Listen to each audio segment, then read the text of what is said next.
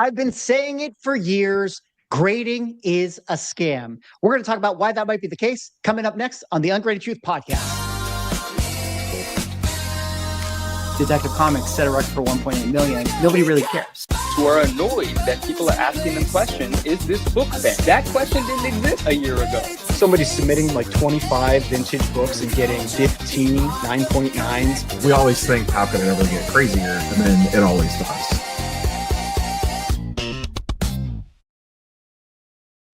Ladies and gentlemen, welcome back to the #1 collectible show in the universe, The Ungraded Truth. I am joined, as always, by my co-hosts, Manu of the 99 Newsstand, Rob, Neil Cards and Comics, and Ryan, Automatic Comics. Gentlemen, we got a big show tonight because we are going to be talking about what everyone has been saying for years, that grading is a scam. How excited are you guys for our show? I'm actually really excited about this conversation because it's such an interesting one and it's such an important one, and there's so many opinions here. I'm excited about it. I'm glad to see it's true. Ryan, you're going out of order. What are you doing? I'm sorry. We always go around the box. I was prepared. Messing things up 30 seconds in. I love it. Neil's animated tonight. I just seen his arm. I've never seen Neil's arm before. Have we ever seen a hand in the video? Holy shit. I've had a long day. I've been at a card show for the last 2 days. I had a 4-hour drive home to get home in time for this. So it's been a wild 24 hours for me. That's cool. Very nice. Yeah, I'm excited about it. Like, I mean, I think like Neo has said, it's always the tough thing where it's like, is it a scam or is it just because it's someone's opinion? But yeah, that's what we'll talk about. Yeah.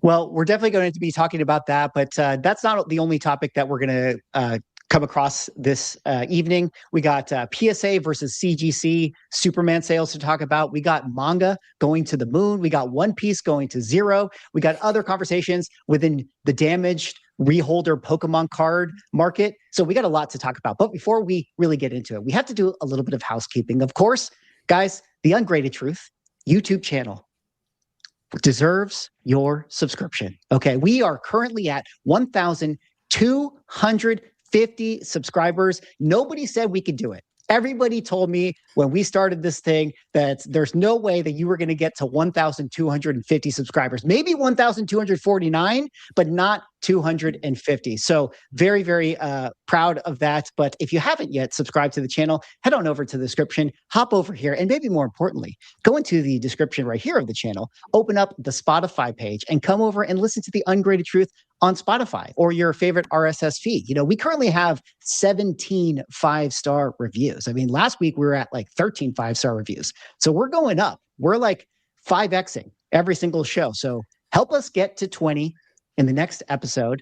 And I'd appreciate that. Also, you know, this is a co-stream across all of our channels. You know, we got a live stream on Neo's channel right now, Ryan's channel, on Neo's X, my channel, the Ungraded Truth YouTube channel. So if you are viewing on one of those various streams, be sure to head on over to the description and sub up all the other guys that are on the show tonight, because, you know, they come here, they give their valuable insights into the market, into collectibles topics, and we got to support them and me. So that's my little spiel.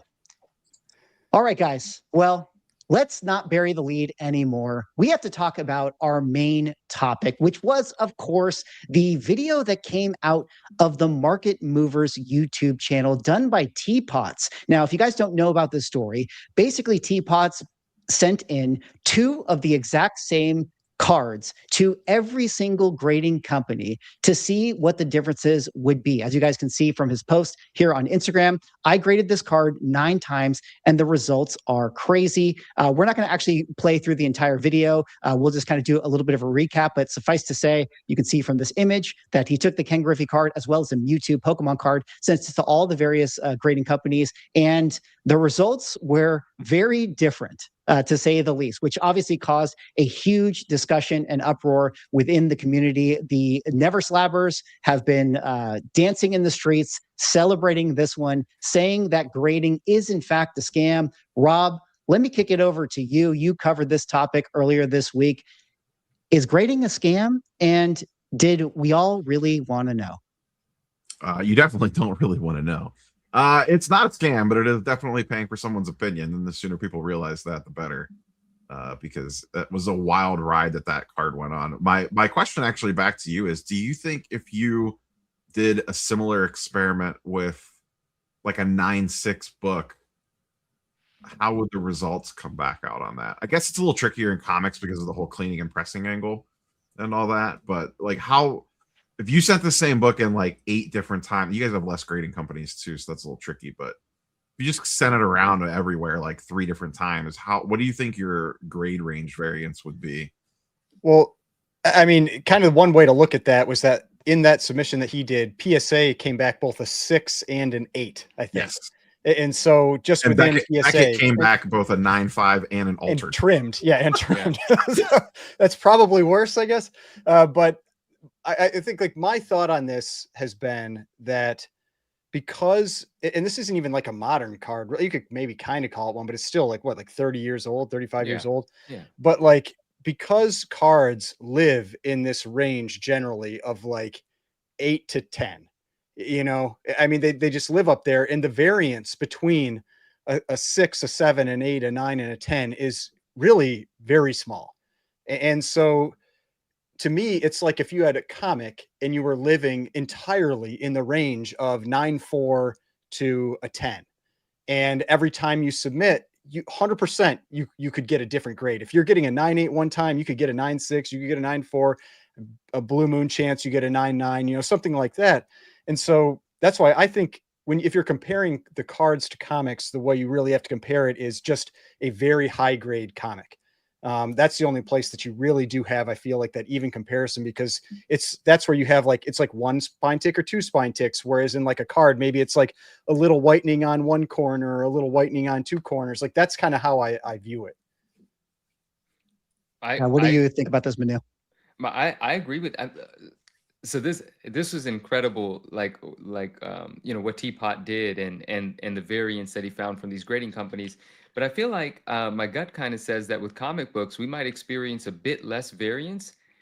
It depends on the book, of course, but because we're not really going to, with a modern book, run into as often as you would in a card, the whole trimmed or too big, right? Because that was something that Teapot ran into as well. Like I think one of the grading companies, it was Tag, that said the card was too large to be encapsulated, like implying, I don't know. Sometimes I've heard that being related to if a card has been trimmed and then it gets flattened, like to make it the appropriate size again. I think that's something that happens in the card world.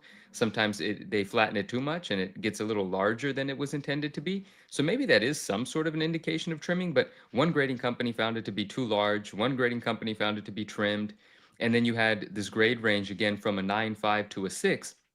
It, of course, started as the Beckett 9.5, which is a gem mint, right? So you're looking at what you would think is this near perfect card, and this card travels to all these grading companies and gets an altered grade, a trimmed grade, a we won't encapsulate it, a 6, an 8, and all of these things. It's kind of wild.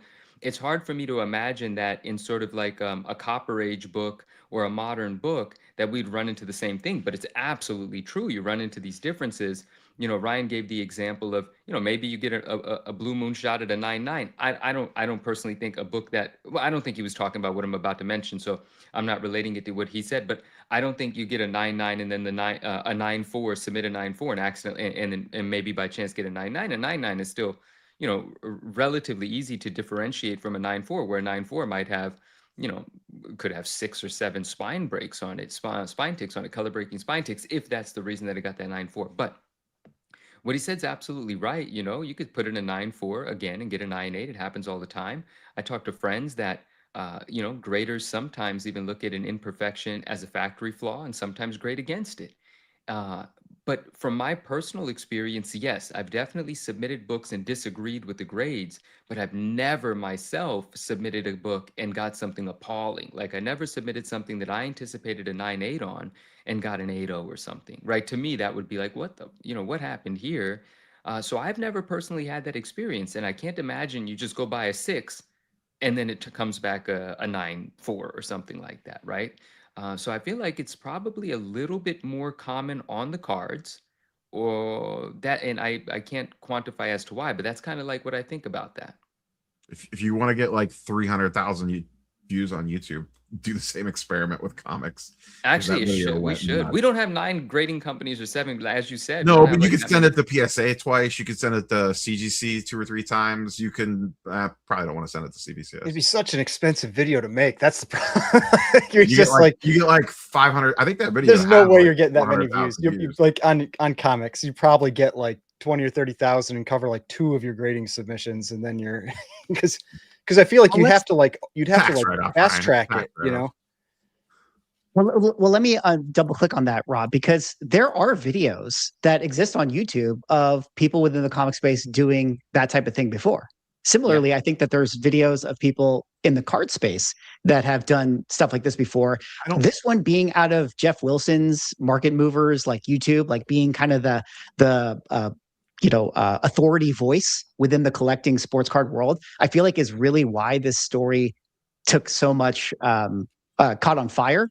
So I don't know if it's like anything that people haven't really just already thought, in terms of like what the differences of these companies. And I feel like, looking ahead to some of the other things that I want to talk about is, do you feel like this changes anything within the grading community? Do you think that remember we talked about some of the PSA 9s going to 10s, and you made mention of the fact that like, oh, this could be a real bad PR move for them. Is this a bad PR for the grading companies? I mean, maybe talk about that aspect. I want to jump in on that real quick, because I really Jeff and Teapot did a recap on this, right? And it's a brilliant video to watch. I don't know the title of the video, but in the first 15 minutes, they cover this, and they cover it beautifully. So I certainly recommend watching that. And Jeff and Teapot both, sort of agree, sort of overlap in their opinions, but also disagree, but very respectfully. And I agree with both of them to a certain extent, but I really love what both of them said. And so I'm just regurgitating because I agree. I could say it for myself, but I would rather give them the credit, where this is an idea and a thought that people in the grading and collecting community have had for a long time. That grading is subjective, it's a crapshoot, so on and so forth. This isn't the first time we've come across this. It's the first time that such an extensive experiment has done so well in its virality, right? Going to so many different grading companies and getting such a wide array of results. Like, it was a fantastic experiment. And even Teapot said, this wasn't to prove that grading companies are a scam, and he doesn't personally use the word scam.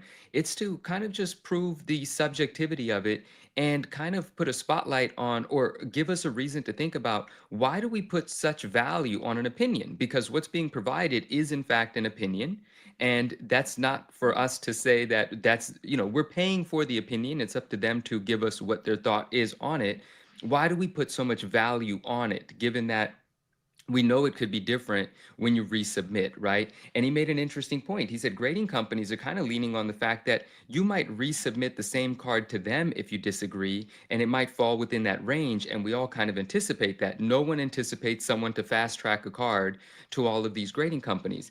And Teapot went on to explore the idea of what he deems to be the way to give value for his personal collecting and his beliefs to a card. And it's the significance of the card itself, and that the grade should play into it, but not as aggressively or dramatically as it does in our world. And I'll add a little bit to what I said about comic books. Even though I don't think a 6.0 would come back a 9.4, you still have these huge price gaps in some books just between a 9.6 and a 9.8. And it feels very unfair if you know your book to be a 9.8 and it's 10,000 and a 9.8, you get a 9.6 back and it's $1,500, right? And that price gap is enough for even that single jump in grade to really be a point of frustration, where Jeff jumps in then and says, Teapot, I really appreciate what you said, but Jeff puts value on that sort of idea of this is the 10, especially if the 10 is the pop one. And I agree with that as well. Like, that's something that's very cool to me. You give the Malibu Sun that was just sold out of my collection as an example.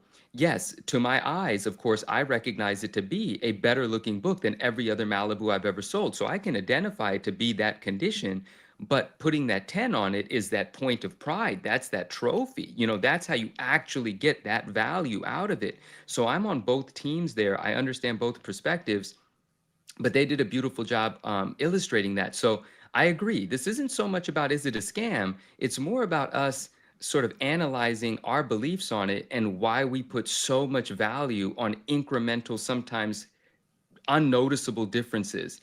And is that okay? Is that great? Does that ever change? I don't know. I think you have both camps, and I think both camps are going to exist. And I'm kind of in the middle. I don't know if it changes. This conversation has been going on for a long time. Well, and to kind of go with your comment about like a 6 versus a 9.4, that's what I'm saying. Like when you're comparing cards to comics, you can't go into the lower grades for comics because it really isn't a comparison. Like, I see, yeah. Because, and it's also, I think the big reason is that in comics, yeah, in the mid grades, the lower grades, you may send in 10 times and you get a 5.5, say 5 of the times, a 5.0 3 of the times, and a 6 2 of the times, something like that. But the value difference there is probably not that much, unless it's some huge mega grail or something like that. But when you get up into that 9.4, 9.6, 9.8 range, the value difference can jump very significantly. And that's why I think that's where you get really similar comparisons to something like a 10, a 9, and an 8. Or like, I mean, like a 6 is effectively worthless in a modern card. Yeah. But the fact that it seems you could potentially resubmit a 6 and get a 9 or a 10 is wild. I mean, I've resubmitted a PSA 6 and got a PSA 10. Yeah. Well, and I saw a video from like that somebody had shared recently from like 3 years ago about one of those Munch Pikachus, like the ones where it's like the screaming face Pikachu, where they had gotten 2 PSA 5s on their submission and they sent them back in and got a 9 and a 10. You know, that's many, many thousands of dollars difference in value. And so it's just that kind of stuff. It just like, I think it's because with cards, the other thing with cards is like, there's so much in terms of like minutia that goes into it where, you know, you have if it's off center, like the off center conversation doesn't go with comics unless it's extremely like a huge misrap, like off center doesn't matter. Yeah. And so, whereas with cards, you have little things like off center that can be a huge deal, like a tiny little dent or a tiny little scratch, or like, I think, you know, if it's production or not, or whatever, like there's just the minutia of cards makes it so that you can have so many cases like this. And I wonder if I think the bigger impact that might come from this is people are going to be hunting more maybe for those 6s to look at what they can flip into a 9 or a 10 and just like gamble on the resubs, ones that have huge price gaps. Like that's what you'd be looking for, is that those books that have big price gaps between like a 6 and a 9 or 6 and a 10. So the problem with cards though is that no dealer in their right mind is going to put a PSA 6 in their case. They'll just crack it and sell it raw. I mean, you probably buy it on eBay or something. That's kind of where you. No person getting a PSA sub back. I shouldn't say no. It's not like comics though, where you're just going to throw that up there. They will 100% just crack it out and sell it raw because it'll sell for way more raw. Like they will just crack that thing out. And I saw a comment. I saw a comment in there in the comment section too about people paying a lot more for raws versus like a 9 even. Yeah, that happens all the time. Yeah, and so yeah. To Manu's point about the value thing, I think there's a next level to go into that. It's not so much the value gap between like a 10, a 9, an 8, and a 7. And this isn't going to change, I don't think anyway. But the other thing I think it exposes is like, why is there a value gap between the companies? Like, why is a CGC 9.8 and a PSA 9.8 have a 40% difference or whatever it is? Why does a PSA 10 sell for way more than a BGS 9.5 or a CGC 10 or an SGC 10? Like, you know, Manu talked about it in the same, like dropping down grades. But when you start going, the differences cross companies, like one thing that this experiment proved is that it's like, you're just paying for everyone's opinion. They're all just people putting a number on a piece of paper. Like, why is one piece of paper? Because it matches the rest of your collection. But you know, it's so amazing. Oh yeah, sorry. Go. Well, no, go ahead, because I think I'm gonna continue with the conversation, but I might take a different path. So okay, please. This is very short. It's just another bit from that video that Teapot and Jeff did. And people have said this, but it's so funny because this value that gets applied to this item, sometimes tens of thousands, hundreds of thousands, even if it's just hundreds of dollars, it's 30 seconds that someone's looking at the card and giving it the grade. You know, that it's a 7 versus it's a 10 is literally what the person identifies or deems it to be in 30 seconds. It's a little ridiculous. That's all I wanted to say. It's kind of hilarious. And I could see like one company having a huge, let me rephrase. I could see a company having a premium over others. I think the premium gap is too wide right now. I can agree with that. All right. So one thing that I wanted to kind of bring up in digesting the story and watching the videos and thinking about all this stuff is, you know, there's one aspect here that I felt like I haven't heard anyone sort of talk about, and I wanted to bring it up here. And, you know, a little bit of a caveat here, guys. This is the ungraded truth. But sometimes when you speak the truth, that doesn't mean that it's going to be what everybody wants to hear. No. But when I watch this video, and shout out to T-Pod and Jeff, and I'm a fan of those guys and what they do. But when I watched this video, to me, I just was like, this doesn't prove anything to me. Because all it showed me was that different companies grade differently. But no company has ever said that our grading standard should apply across every single other grading company's standard. Every grading company has their own grading standard. So the only real test that should ever be applied is if you sent the same card to the same company multiple times, is that card hitting that grade? That's the only thing. I don't care. Like if one other company calls this card a 1 and one company calls this card a 10, what does that mean to me? It just means that their own grading standards are different. But the only thing that matters is consistency within the own company. And, you know, if anything, I kind of felt like this video made PSA look pretty decent because they went from a 6 to an 8. And then in their Mewtwo card, they went from an 8 to a 7. Yeah. The company to me that looked really bad was Beckett, who went from a 9.5 to an authenticated, and even SGC that went from authenticated to a 9. So those were my little takeaways. But to me, like a more interesting experiment would have been to take the Ken Griffey card and the Mewtwo card and literally send it to PSA like 20 times and just be like, I sent this card in 20 times. Here was the variance.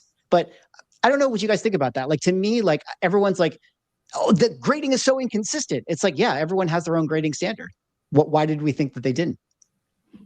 I like that you bring that up, and I'm glad that you went back to the Beckett thing because I raised my hand in the middle. I was like, but Swag, in this experiment, the card began, and correct me where I'm wrong, the card began as a Beckett Gem Mint 9.5, and then Beckett regraded it as altered. Or was it altered? Was it trimmed? It's trimmed. I think it was also trimmed. Yeah. And Yeah, it so, was also so trimmed. that Beckett was also trimmed. Yeah, so speaking to that, I was like, but then you doubled back and you covered that as well.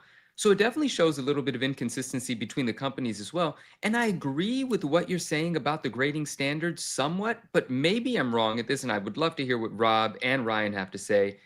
I have perceived it as though they do try to adhere to a very similar standard, like a gem mint is a gem mint, a near mint minus is a near mint minus, like that kind of. Well, it's like interesting. We're soon going to talk about a Superman where maybe that's not the case. But I'm sorry. I mean, I like it. It's tricky with Beckett because like Beckett alone has subgrades. Yeah. And they have a black label 10, which is a perfect card. Then they have a pristine 10, which is 3 10s and a 9.5. Then they have the gem mint 9.5, but even in that, there's true gems, min gems plus, true gems plus, true gem plus pluses. Now, some of that's lingo the hobby created on their own. Right. But like even in a Beckett 9.5, there's a ton of variance. Like a Beckett 9.5 min gem will sell for almost PSA 9 prices, in some cases right at PSA 9 prices, where a Beckett True Gem or True Gem Plus will sell for a lot more. Won't sell for PSA 10 prices, but you'll get a huge premium over a Min Gem 9.5. So it's so tricky, even in Beckett, like how their standards, because of the subgrades, they're basically grading the card 4 times. Mm. That one gets super tricky. And then tag is, you know, whatever robot nonsense that they have going on down there. CGC and Beckett, though CGC doesn't use subgrades, they probably have similar standards to Beckett because Beckett's former head grader spun up CGC. So I'm guessing he brought a lot of like their grading standards with him to some degree or another. And then same thing with SGC and CGC both. They have a 9.5 grade. PSA doesn't. So that throws a wrinkle into like where you're, you know, when PSA is grading a card, if it's in between, what do they use to determine whether it goes to a 9 or a 10?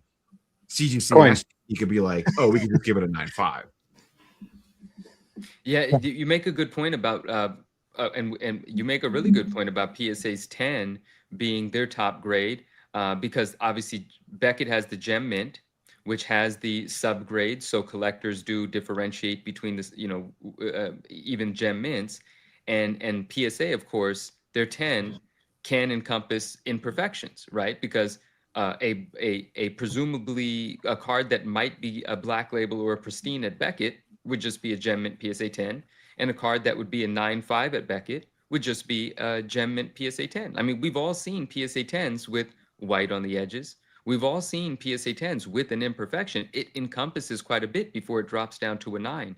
So that's actually, going to Swag's point, an ideology and a standard at PSA, which does greatly separate it from Beckett. So Swag, you're absolutely right there.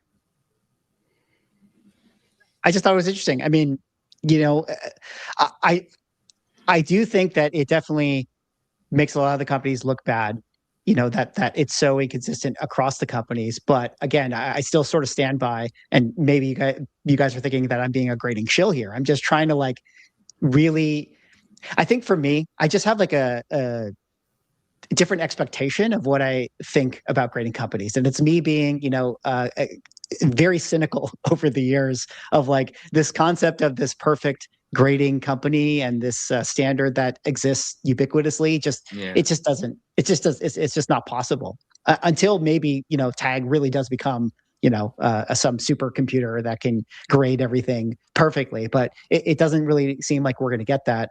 And yeah, I think, and I mean, and the reality is tag is as inconsistent as any other human like grading company. Like I've seen plenty of videos, people resubmitting to tag and getting grades all over the place, flaws it sees one time, it doesn't see the next time. Like tag is just as trash right now. And it's not ready yet. It's like maybe it'll get there, but it seems like what people have said is it really struggles with like surface type defects, like scratches and that kind of thing. And I mean, you need to be able to do all of it. You can't just have some of it.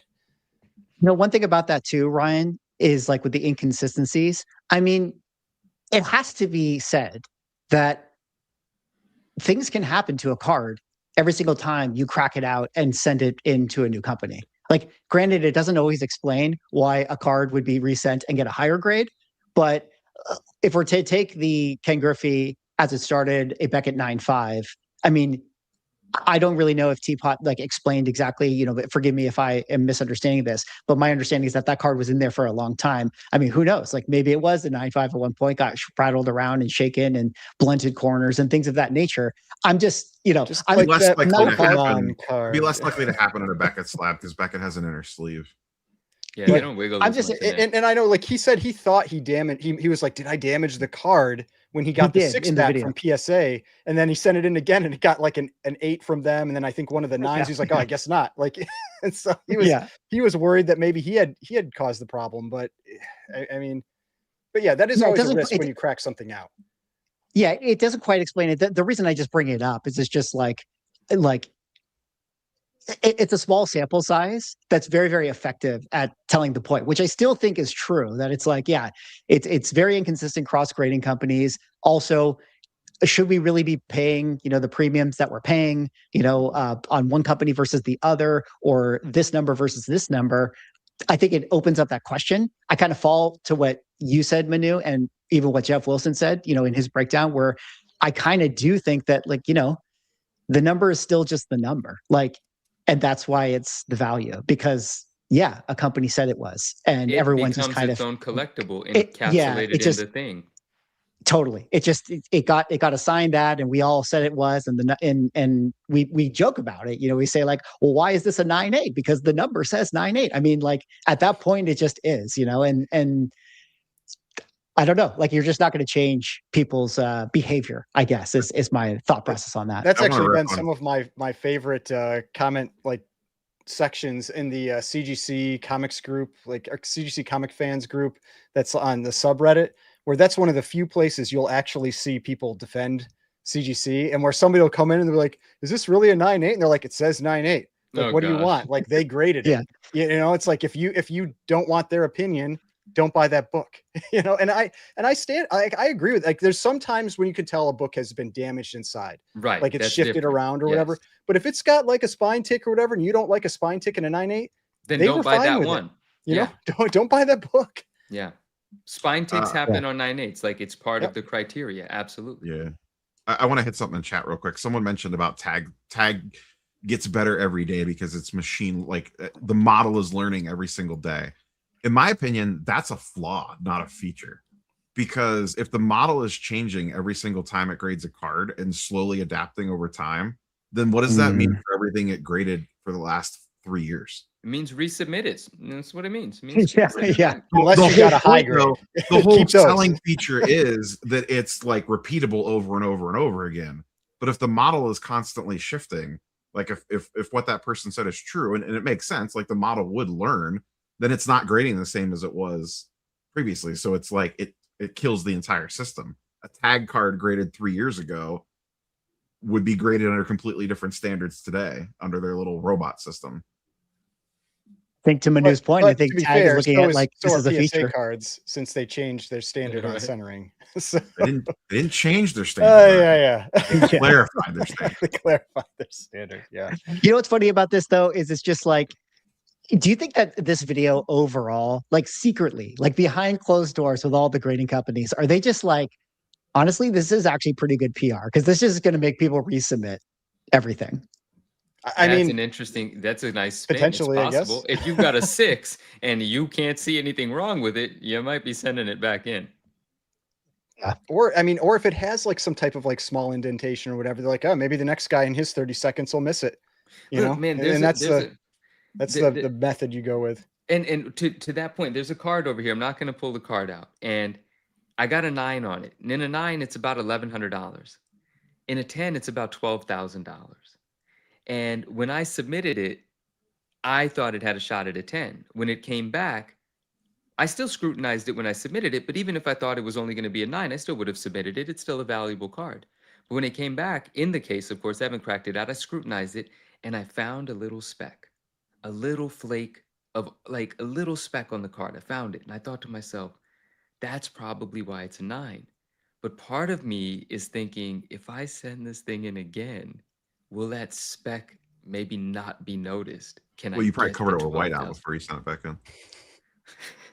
Well, But I mean, it's- I've had multiple people comment in my, like, there was one guy that's commented in a few of my videos about this where I think he had an Amazing Spider-Man 129 9.8 that I believe he said he submitted 6 times before he Wow. got the 9.8. You know, and we know Chris, Vancouver Comic Junkie, he's talked about it. He submitted his Oh, yeah. G.I. Joe 21 like I don't even know how many times. I think at least 6. That's It's not the more than silent that. issue. To get his 9.8. You know, it's like people do it. Like if the value is there and it's close enough, like now the risk is like I've also heard, I remember there was another channel I watched where a guy was sending in like it was a cap 1 or it was or Avengers 4 or something like that.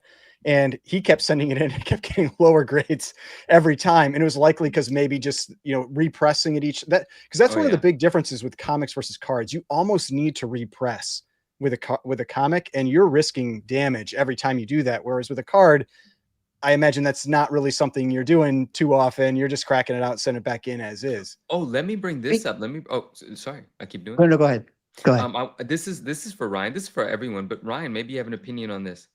Color touch gets missed a lot on comic books, and I know that from experience because I have sold raw books with color touch on it, and the people submit them and get blue labels. And what do we make of that? Like, if you submitted a book with color touch, once it's got a blue, I mean, like I get it. Once it's a blue label, it's a blue label. But I know it has color touch. I sold it, right? If that you gets know missed it a has lot. color touch, then and you got a blue label, I do not agree with you keeping it a blue label. I know. I sold it raw, right? Yeah, It's someone right. I else's know, blue but like label. I'm saying, if somebody does, it's because it goes back to that. There was If that they suspense. crack it out, if they do something, what happens then, right? Well, Yeah. exactly, like that Suspense 3. That was, you know, that was a big like problem book like 3 or 4 years ago, where it was on Heritage and it was as a 1.0 or a 1.5 blue label, and people noticed that it was previously a 0.5 incomplete CBCS book, like the cover, and they're like, oh, somebody must have married a piece in, and it got missed, and so like the person who did it's like the question is you don't know where it happened. I'm You gonna know, answer this like where at some point somebody added that in, and it was it that person added it in and sent it to CGC? Did they sell it to someone else as complete and not tell them they married anything? Like you don't know where it happened, but like that's the type of stuff where like I feel like if you send something in and it gets something it doesn't deserve in terms of married components or color touch or whatever, I think it's your obligation to send it back in. And I know a lot of people don't agree with that, but I don't care. Like, I think No, I love that because my personal problem standard. is that then if you sell it and someone else is like, oh, I'm going to get this signed, whatever it is, and it sends it in, now it comes back and it's like they catch it as married this time. Like you could see that happening with like an ASM 238 with the tattoos. Somebody sends it back in to get signed, and now it comes back as a married. And now you're the one that got shafted. And so like, that's my problem, is that then potentially screws someone down the line. 100%. And I'm going to answer Eggplant's question here. He's not asking me, it's general, but I'm going to give my example to tell him, to tell everyone. But, and that's my problem with what you're saying. And that's my problem with overgraded books, right? Sometimes, like we've illustrated with the 316, sometimes it's a submission swap and encapsulation. The 9.2 gets the 9.8 and vice versa. If you sell on that 9.8 with the 9.2 in it, and someone less experienced, less detail oriented, Todd McFarlane signing comes up, they submit it, well, they're going to get a 9.2 back with the Todd signature that they had previously bought as a 9.8. For damaging it. or they'll blame Todd for damaging it, right? And recently on eBay, I saw a Spawn 1 newsstand being sold for a couple $100 less than what it would go for. And the seller, I didn't look into it. It might have been a swap in the submission. I just saw it and I just like, here goes another one. And the seller was like, yo, this thing's got 7 spine ticks on it. It did. It was ugly. And it sold. It sold for $400 and something, which is maybe $150 less than it would have, but like $300 more than if it was a 9.6, right? And it's like, well, if you, that's just shitty to me. And in any case, the seller didn't do anything wrong. Whoever bought it, again, I question the motive there. So Eggplant asked, how would you know if it had color touch if you didn't put the color touch on yourself? There's multiple ways to answer this. One, you could check for color touch and recognize that it has color touch. But and he's not asking me, it's general. But in my experience, what had happened was the Acclaim Maximum Carnage book. Some people know this book. Dope book. It was a promotional book that was given out to pre-orderers of the 1994 video game. It's manufactured by Marvel, of course, but it's a very thin sort of book, and it's cheaply manufactured. In any case, a couple of years ago, someone had a bunch of raw copies, and I bought many of them, and they were very high-grade books. I got 9.8s out of it, I got 9.6s out of it, and one of the 9.6s that I submitted, out of the first 5 that I sent in, I got no 9.8s out of the first 5. I got 4 9.6s, and one was a purple label. And I thought, what the hell? These are like uncirculated copies, presumably, right? Like, why is this a purple label? So I went ahead and examined the hell out of this book. And all of these copies almost had the same 2 spine ticks on the top right on the back. Anyone that's familiar with the Acclaim Maximum Carnage is going to be familiar with at least one of these spine ticks. It's notorious. They're almost always there. And sometimes they're coupled. Sometimes it's 2 of them. And on that purple label, I identified very clearly, once I knew to look for it, that there was Sharpie. Like sloppily done right by the color touch, not even done so well that, on the tick, not even done so well that it actually filled in the tick. It was kind of like just sloppily done. So it made me think that there were probably 20 or 30 copies with that damage, and someone was like, fix, right? And that's what it seemed like. And so then I hadn't graded all of them yet. And so I went through the other copies that I still had, identified one copy that had the same Sharpie markers on it, sold it on my Instagram story as a book with color touch. Well, the person that bought it still submitted it and got a blue label. That's how I know that book had color touch, because my copy got a purple label. I went ahead and investigated, found it on this particular copy out of 15 or 20 copies I'm talking about, and sold it with color touch. That's how you would know. You would have to either know to look for it or look for it. There you go. Well, before we kind of move on to our next topic here, do we have anything else, final thoughts with this market movers video? Any other things that we didn't cover? Throw it out to the panel here. I don't have anything else to add. No, I think it's a great topic. I think it's cool.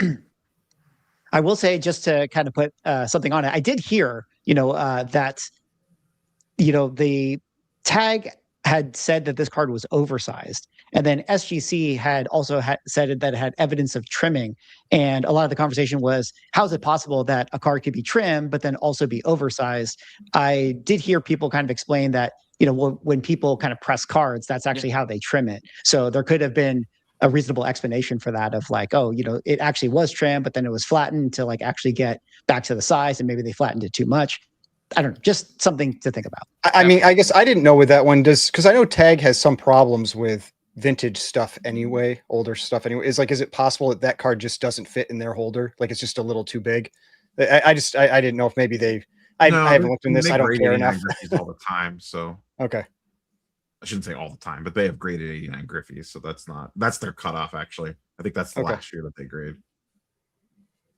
All right. Well, that says that, let's move on to our next topic here. And we have to talk about a crazy sale that happened this past week. Over on Golden Auctions, we had a Superman 1 in a PSA 1.0 sell for $176,000, the all-time highest public sale for this comic. Now, that would be a story in and of itself, except what makes it really interesting is that the next day on Heritage Auctions, on their Platinum auction, they had a Superman 1 in a CGC 1.0 that went up for sale and sold for $84,000. I have the wrong picture in front of you guys. Don't worry. I was going to say, that is not the right book. That is not the right book. I will fix this. Hold on. But very interesting sale regardless. Do it live. Yeah, we're going to do it live, and I'm going to pick it up for the stream. Guys, some of the benefits of watching the live show, as you guys are all watching tonight, is that you get to have these minor imperfections in the production of the show that actually happen. But if you go over to Spotify, if you don't like me messing up and showing the wrong book, I'll edit this out and make you guys none the wiser.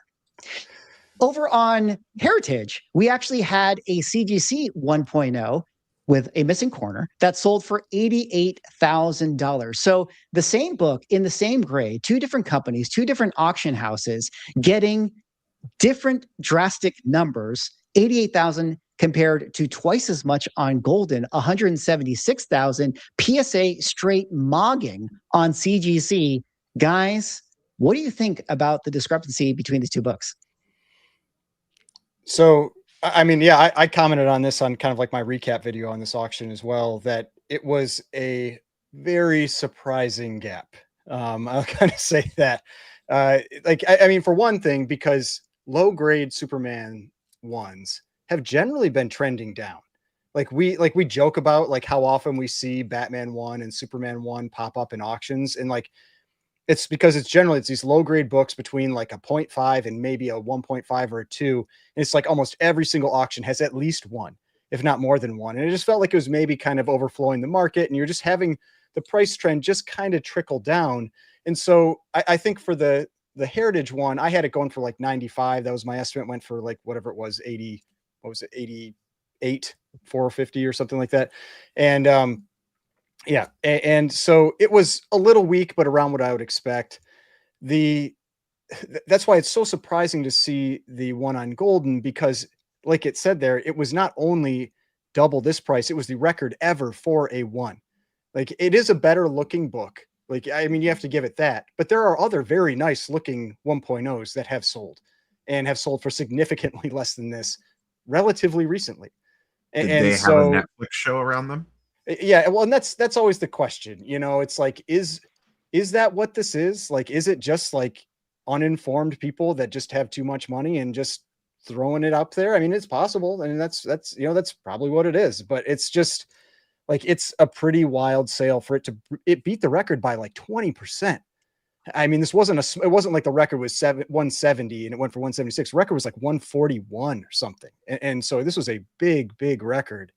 And, yeah, it's a surprise to see, especially because like I'll say, like generally in other in other books, PSA is selling for less. So that's why I mean, it's a little bit of a surprise there, but yeah, I mean, also given the fact that this sale happened after this 88,000, you'd think like that other sale would be in people's minds and, it would impact the bidding or the price, but just didn't. And so like, but the other thing I know we've talked about some is like, is this just a result of Golden just doing a better job advertising? Like, is that what this is becoming? And then Heritage needs to step up their game a little bit and start advertising a little bit better to pull in those bids. like Swag That's said, a maybe part of Golden has its own audience, right? And maybe the Golden buyer didn't even know that there was one on Heritage because Golden buyers looking at Golden for their stuff. Like it could be that. Like I like I mean, what Swag was bringing up about that. yeah, their own audience is definitely a thing. Like there are people that only buy on Heritage, you know, like, cause you see that all the time where you're like, a book will sell on Heritage for way more than like multiple copies are available on eBay, but those buyers are never even going to go to eBay. That set of buyers wants to buy on Heritage. They like the trust and everything they get with that. And so there are definitely like pockets of buyers that will only buy on certain platforms. I would argue that the people bidding on those books, someone in chat mentioned this, and I agree, are probably different 1.0 buyers. Like, I mean, one has a clear, huge chunk missing out of the corner. The other one doesn't. Like, people looking at low grade are probably like have random standards in their head of what they want in a low grade. And in cards, we see this all the time. Similar grades on low end vintage. Orlando's in the chat. He's a huge vintage guy. The eye appeal will drastically swing prices on stuff in the same. Can I add it? Well, let me add a few more interesting things that I didn't get to talk about in my video that maybe will continue on with this conversation.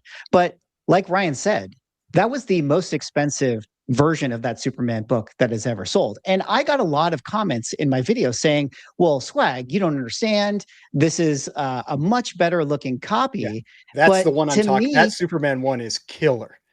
Yeah, but to me, it sold for twice the amount. Twice. You know, I understand if a book wants to get a premium, that makes sense to me. But the PSA one sold for twice the amount. I mean, look at this copy. One of the most beautiful 1.0s you've ever seen, only sold for 138,000. Now, Yeah, let me add some other interesting ideas here. This very same book that sold on Heritage also sold on Golden Auctions. Granted, it was 2022, but when it sold on Golden Auctions, it got $103,000. Now, you could make the argument that that was a higher market, and that's why it got that price. But I guess what I'm trying to have a full conversation about is we're starting to maybe see different prices for PSA and CGC or different types of buyers. And I don't necessarily think it has to do with just the look of the book. I actually think it could be the auction houses themselves. And maybe this is a case that Golden is getting higher prices because, like you said, he's marketing better. And that is crazy to me if that's actually what's happening here. That 1.0 that went for, was it 133,000? 138. 138. I would argue if that book sold today, it would sell for way more. The one that sold in 2022, you're still in peak COVID bubble mode. The other one sold in 2024, and that is definitely, oh God, what the hell has happened to comic books mode? And I think we've clearly seen that things are at least on the semi upswing in 2026. I mean, there's 2 year gaps between all three of those sales. That is significant. I think that needs to be weighed into this conversation for sure. I recently had someone say something to me, and they were like, "Oh, sorry." Well, let me just say, okay. If that comes up today, I would now be willing to wager. I'll also say, let me just say, hold on. 138,000, April 7th of 2024 on Heritage Auctions. This book selling later that year in November, obviously much uglier copy, selling for 84,000. Now, granted, there's a premium here, but I'm talking 176, the highest price ever paid premium. Yeah, but 2 years ago was a different world. No, but I'm saying here in 2024, like if we're talking about a book having a premium, like look at how nice this book is. And then in the same year, this book gets also sells, and there's a $50,000 premium on that. But like that's in the same year. Here in this same year, this is 176 to 88. And I realize it's not exactly the same book, but we're talking a 2x premium versus like a third premium is what I'm just trying to say, if that makes sense. Yeah, I get it. It's a non-complete cover. I think that really swings things. I mean, like the tricky part though is like it all depends how you view it. Like for me, the colors on the PSA one are much worse. And so yes, I do get that that piece is missing out of the corner there on the CGC one, but I would still probably rather have the PSA copy but I don't really like the look of that PSA copy either. Like it's got the tape all along the spine. It's very dulled. You know, and I mean, just for me, I can't stand the look of the larger PSA case that thing is in. I hate it. And so that's a big deterrent to me. It's just like, it looks, I don't know. I just think it looks bad with all that empty space around it. And so like that's why it's like, it's one of those things where it's hard for me to see that price gap, but like, we know how much advertising has been going in at Golden versus other auction houses. And that, like, that's why I think it's probably the auction house, that played, I'm with Swag on that. I think it's the auction house played a big role in this. Can be selling his ass off, man. I think it could have played a role. I think the cover plays a larger role. Well, when you combine the two, maybe that doubles the sale. Maybe. Well, let's push this even a little further. Let's add even more information and make the story even more. Yeah, I was going to say, like, knowing the history of that book, I wouldn't have paid that for that book. I don't care. I know what Manu thinks. I don't care. The history is the history on that book.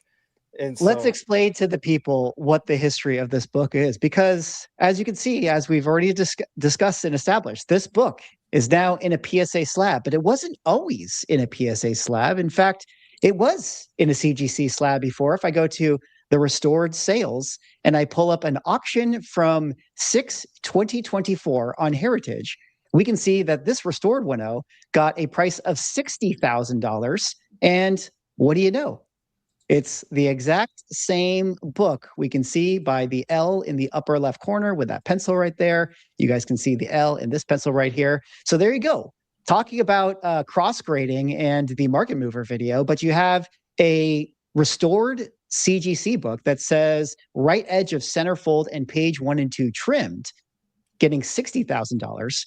And then just a year and a half later, resub it to PSA, send it over to Golden, and increase your value by 3x.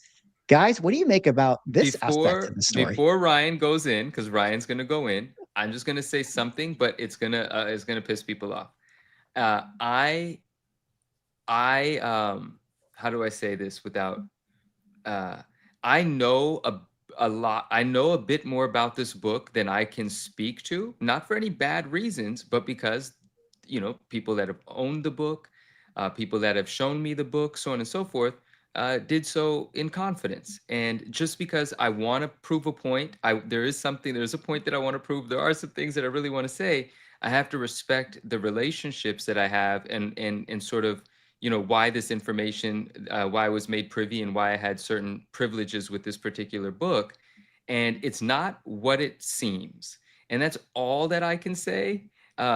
But I want to at least be able to say that, because Ryan has a fine opinion based on the information available. But there's more information that I have that I cannot make available. Everything isn't as it seems.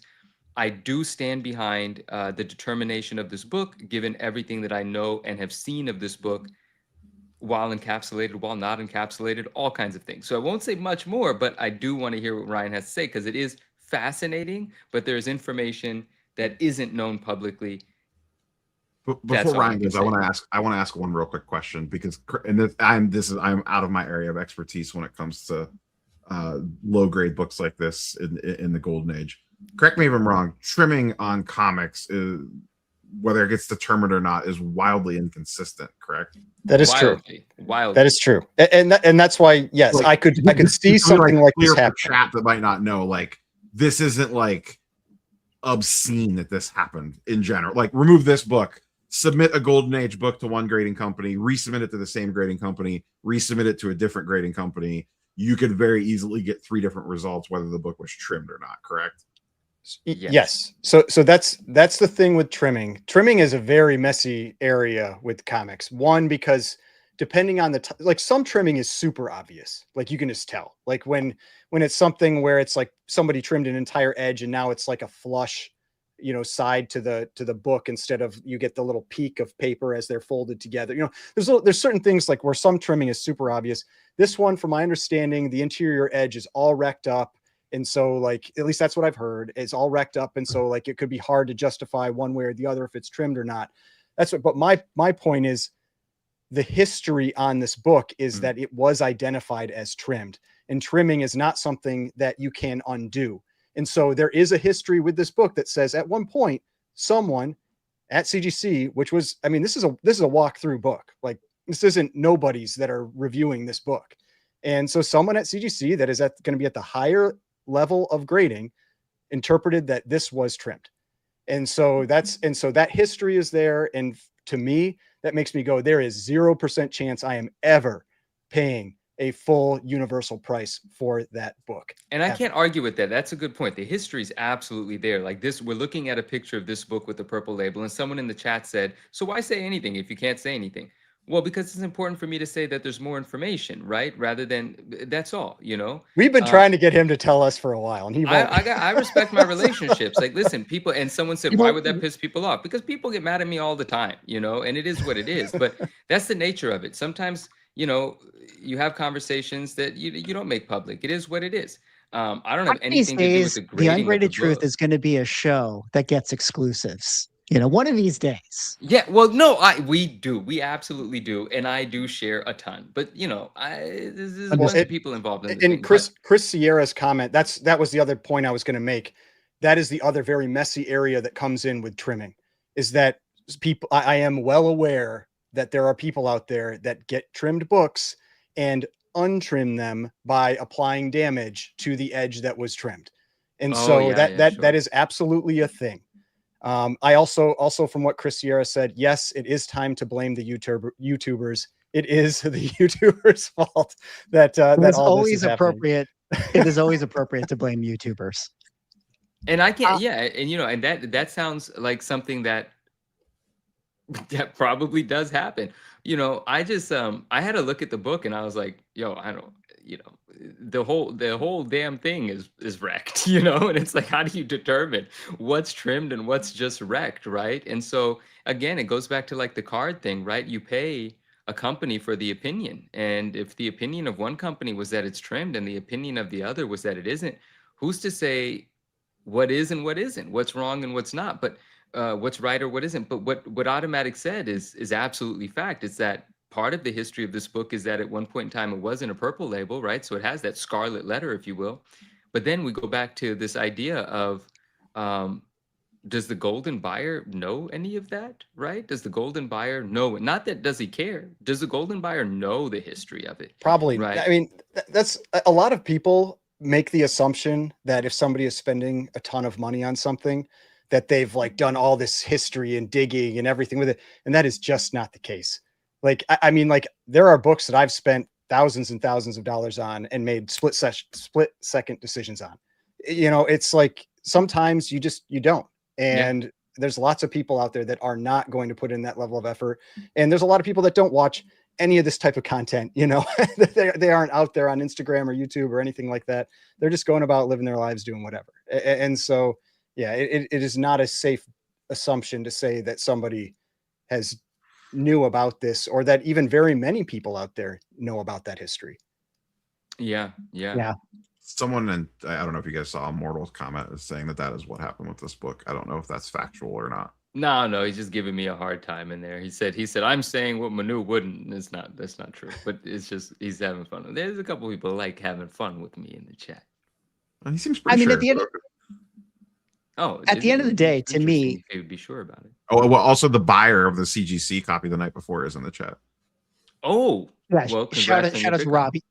Yeah, Rob got a good deal on that Heritage one, considering, I mean, what some of the other Superman ones have been selling at for sure. But I do think that what ultimately this says to me is that kind of like the card thing, it's just a grading company has their own opinion. And if CGC looked at it and they said, no, this book is trimmed, and PSA looked at it and said, no, this book is not trimmed, I mean, you could sit there and say, well, you know, oh, they're lying or whatever. But to me, I'm just like, you know, at the end of the day, neither of them actually know. Neither of them were there really at the moment when the guy was using scissors to like cut the page. Nobody was there. So at the end of the day, it's just a value judgment. And I don't know. It says Do you right really there want on to the know? baseline. It got a label that says It's universal. 1.0. Universal 1.0. By the grade. You know, You really want sign to me know? up for $176,000. You know.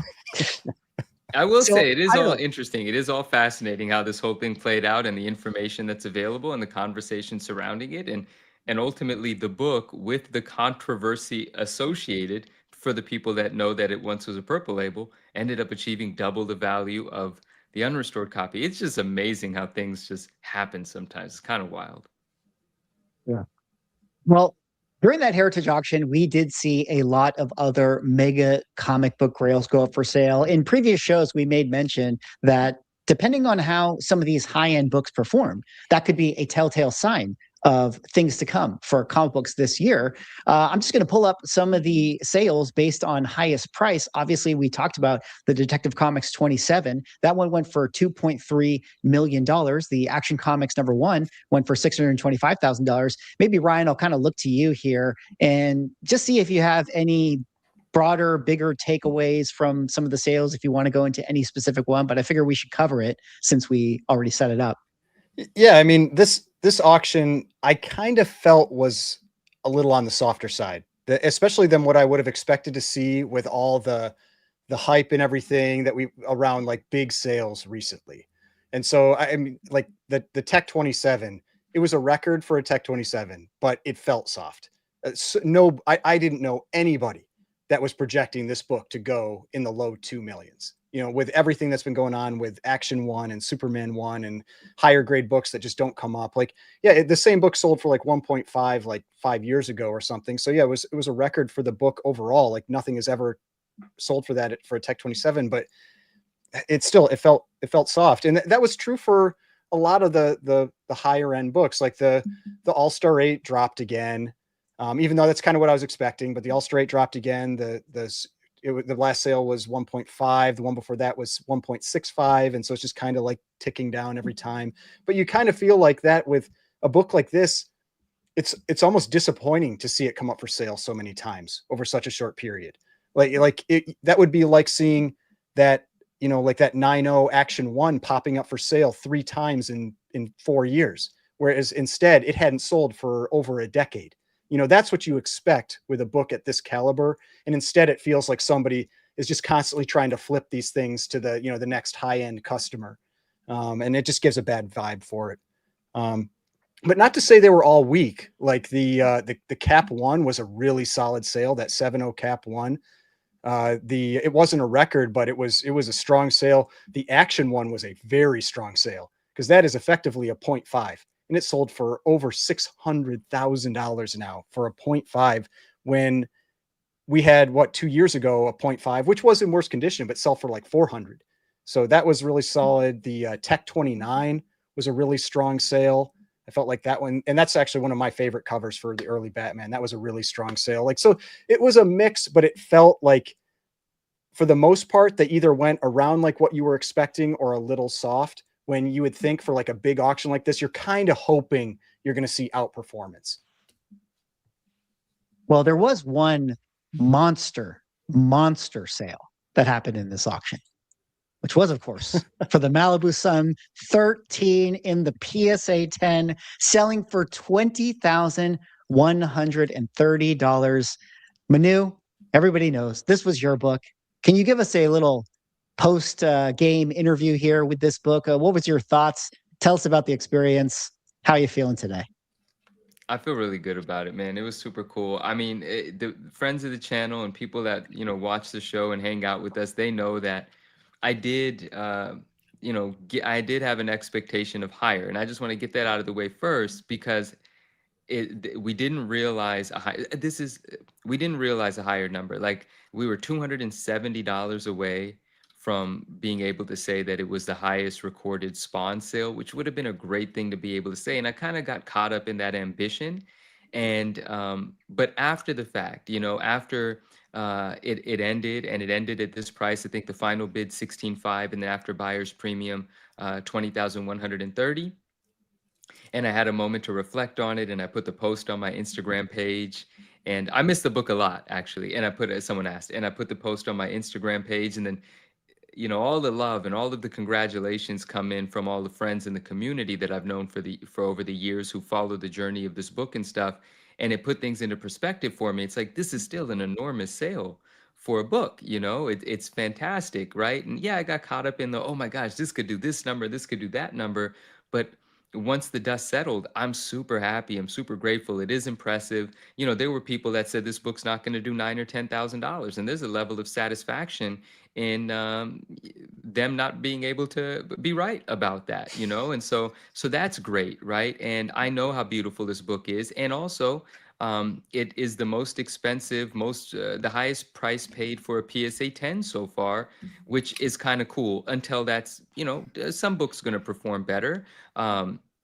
But you know, it's twice as much as the 266 sold for, 3 times as much as the Killing Joke, and they're all different books. But just from the dollar amount, that's kind of cool, right? It's the most expensive PSA 10 to sell so far, and you know, Heritage selling a PSA slab for that amount of money, also super cool. And Heritage is excited about it, and PSA 10s have been performing well. I'm very eager to find out who bought it. I hope I have a chance to do that. There was a friend that I thought might have been the winner. I don't think he is the winner. So I'm excited about all of it. I'm very pleased. I'm very satisfied. It's a strong sale.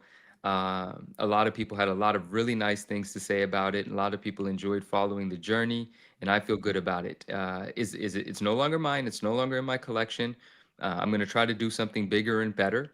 And so I'm working on figuring out what that next sort of project or move is going to be. But ultimately, I think it's great, bro. I think it's really cool, and I appreciate everybody's enthusiasm, and you guys are all involved, and you know, teasing me about it and cheering me on at the same time and stuff. And I think it's great. And I feel really honored that I was able to, and I'm really happy that I was in a position to do it and that it all happened. Like, it's just kind of like I could have written it a little differently. It could have sold for 50K. But you know, I do think Swag said something interesting in a video that he recently did about, you know, these topics that we're talking about, like the different auction houses and the results that they're seeing. Swag said if this book went to Golden, he thinks it may have sold for more. And I think maybe you're right about that. You know, like it might have, right? The marketing push behind it would have been different, and maybe the clientele would have been different. I'm eager to see who bought it. It belongs to someone else now. It's a beautiful freaking book. If we ever see this thing at auction again, damn it, it's going to do a lot more. And I hope it does for whoever bought it. I really do believe that. And I don't think it's going to be outdone. I don't care what any hater says. Oh, my new show's not going to be outdone. You don't know that. I think that, though. And that's what I have to say about it. I don't care what anybody has to say about it. You go do something like this, and then you'll have a leg to stand on. Until then, you know, just enjoy the fact that it's kind of awesome, because that's what I'm doing. What was your play while the auction was running down? Were you like glued to your phone? Did you disconnect from the internet? No, I was in Swag's chat. Swag was having a live stream.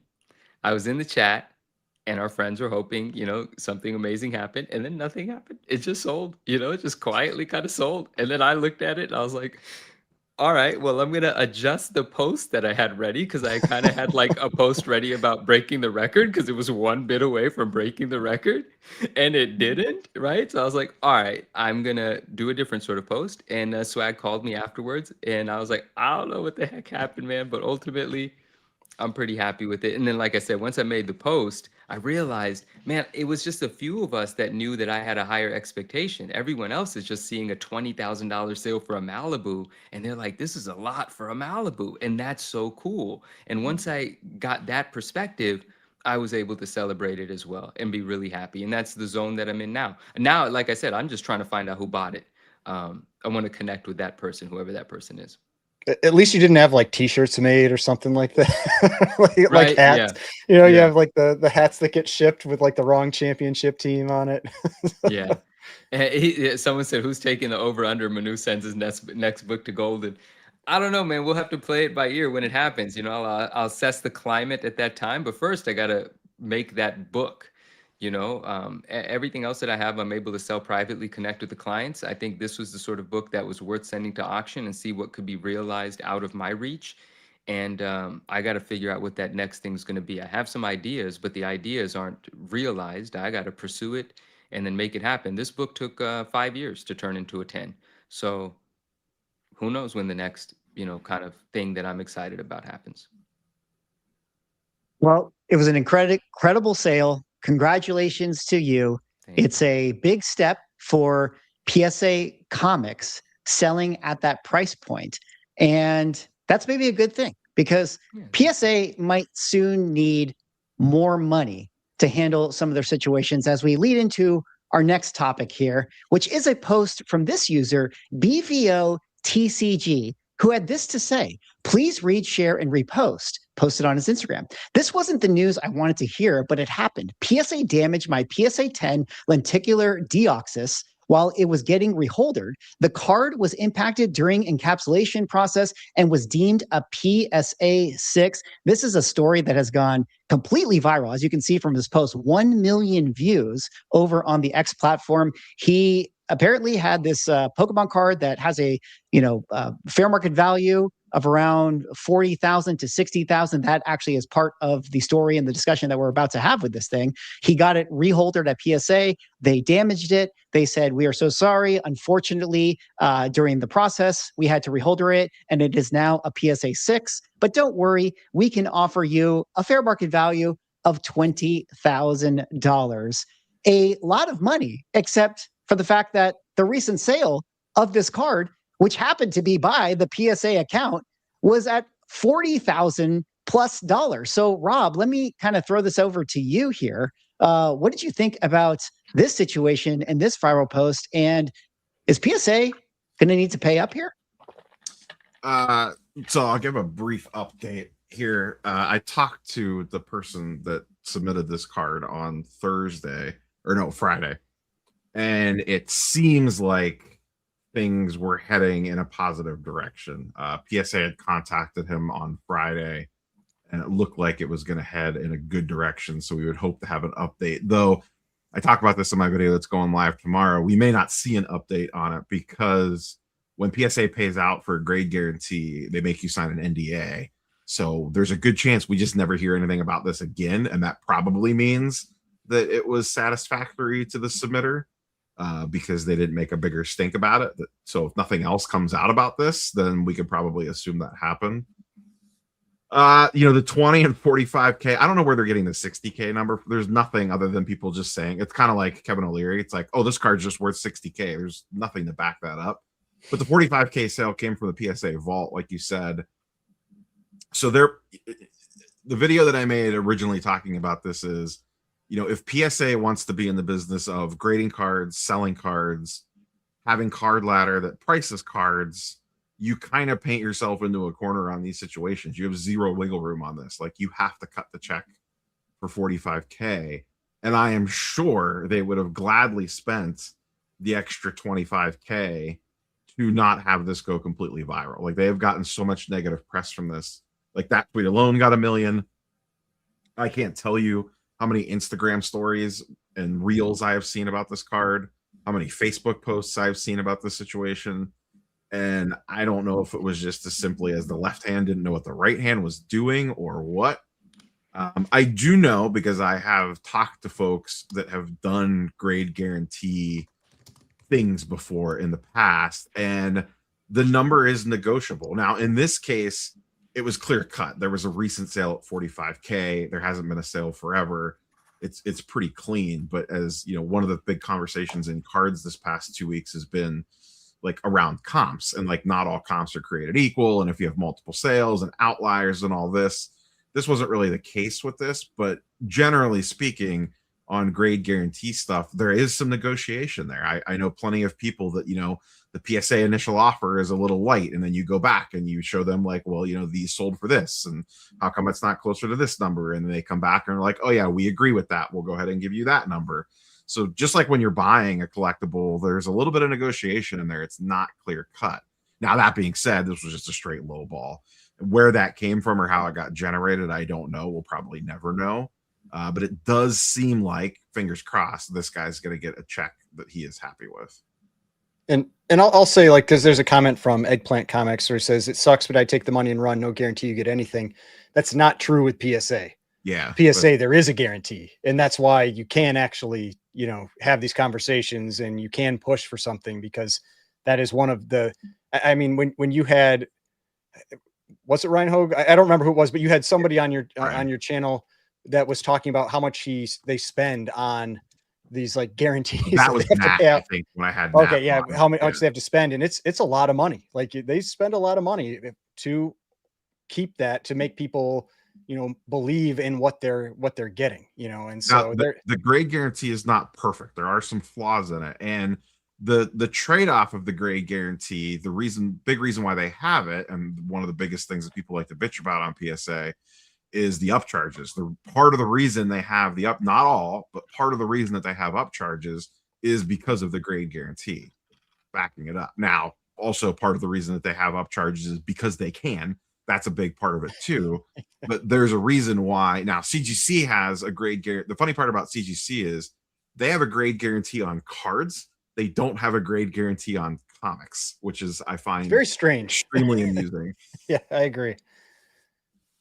To me, can I ask you this, Rob? Just in trying to unpack and follow the story for myself, like, I just sort of wonder, was this one of those things that went viral before it would have naturally played out and been fixed anyways? And what I mean to say by that is, you know, from this post, you know, shout out to Auburn35, who's a friend of the channel here, friend of Rob and myself as well. He says, what was the declared value you placed on the card during the holder submission? 45K. It's understandable to be upset with the damage, but even without a disputed fair market value, PSA terms allow for a payout to be lesser of the declared market value. I wonder if, like, did he like submit the card with like a $20,000, you know, value? Like that was the one he did. So like kind of the instant process that he got sent to him was like, oh, hey, we'll pay you out for $20,000 because that's the insurance value. And like, yeah, like you have to put up a stink after that because like that's not what he actually checked. And in all likelihood, I would just think that in all these cases, PSA, if you give them pushback or have the conversation, they would always fix this situation. Like, wasn't there like an Otani card? Remember one time that was like a story that you did that had to get a payout from something like it was trimmed or something like that. And yeah, that was one that once again we don't actually know what happened there. We just stopped hearing about it. Yeah. So I just think it was an interesting thing because it went viral. Into this at. Yeah. Like, I just wonder if did it go viral so fast that it was like, how did PSA not take care of it? But it was like, they probably just would have, like, in the process of talking to the insurance claims and all that. I don't know. And I don't know that we know the clear time frames, like, of when they emailed him. Like, I don't know that we know like the exact day and time stamp of that versus when he emailed them back and was like, no, 20K is not good enough. And they're like, well, you know, this, that, or whatever. That all, to your point, could have happened within 45 minutes of each other. And maybe the process did not complete itself. Maybe if this never gets posted on Monday morning after it gets escalated a few times, it ends up taking care of itself on its own. We'll never know that. You know, that's the alternate timeline of all this at this point in time. I could guarantee you this helped him. There was no pushback probably. Yeah. And well, I'm assuming anyway. You know, like I said, we're not gonna 100% know for sure. If I know PSA has the NDA, and I commented on this, if they were smart, they would say, listen, I know we have an NDA. You don't have to say specific numbers, but it wouldn't be, we would really appreciate it. And I would even pay him out heavier and say, you know, it might not be the worst idea if you just posted like, PSA did me right. We're all good now. Even though that tweet would not get 1 million views. It probably would be in PSA. They'd probably attack him for being a PSA shill. Yeah. Like, oh, look, PSA paid him off the tweet positive. Can't win. But they did get a lot of negative press on this, and it would have been well worth their weight in gold to spend the 25K. My goal in collecting is to satisfy everyone. I want to make everyone happy. I don't know. I feel like you got to cut that. Just use that as like a. We got to cut that out. Use that as a meme. You know, we can just play that. You know, anytime it pops up. One of the commenters in chat, Jeff Becker, commented, who's I believe has gone through this process. He says that that's pretty much exactly how it lays out. I wonder, like, maybe they cut him a 5-figure buyback thanks to their guarantee. Gotcha. I wonder if maybe Manu and Ryan, you have thoughts on this, but this situation reminded me a little bit of Reholder Gate. And from what I know in some of the conversations that we've had, with people that experience that, like it was a little bit of like a push pull in terms of like Oh yeah. saying what the value is and like trying to get maximum money and then like having to justify like, well, actually the sale was this and whatever. Obviously this looks really bad because the recent comp sale literally came from PSA. So that's like the ultimate irony of, and probably why this particular one went so viral. But I wonder if you guys had thoughts on that CGC swap situation. It's been a while, so I'm going to say a couple of things, and this doesn't apply to any one person because I did this for multiple people, so it doesn't really matter anymore. CGC put out the list of whatever, right? And there was way more books than the books on the list. It is what it is. But the people that had the books on the list had the ability to send your books back in. You had to give them up. You had to send your books to CGC, and then they would look at the books, keep the books, do whatever they do with the books, I don't know, and then send you an offer. And most of the offers were crap. Yes, the market was different, but I'm talking about certain books, $30,000 were paid for, and at that point in time, they were $15,000. And CGC would make claims like, you can buy one of these for $10,000. And you can't. Where are they? And even if one person made one available, the second one's not going to. There was a whole bunch of stuff. Yeah, it was the ASM 30098 newsstands because they just weren't out there. I think that was one of the big sticking points for some people. That was definitely some of the books as well. Absolutely. But there are people in life that don't negotiate, that don't like what's the word? Anyway, confrontation, right? But I say this, and a lot of people say this, I didn't come up with this. In life, you get what you negotiate, not what you deserve. And the people that were just about to settle with whatever the offers were, I said, no, I'll write your emails for you. And I wrote emails for several people. And with each email, the offer went up. With each email, the offer went up. And when it got to certain books, when it got to a certain price where they didn't want to pay it, they offered to replace the book. At which point the negotiation became, well, you can't just blindly send me any 9.8 of this book. I have to be able to see the book and say that is a direct replacement for my copy, that I do like it, that it is represented properly, right? Because you might have one with shit colors, a bad wrap, all of the things we talk about, right? So the negotiation process for a lot of books was super frustrating.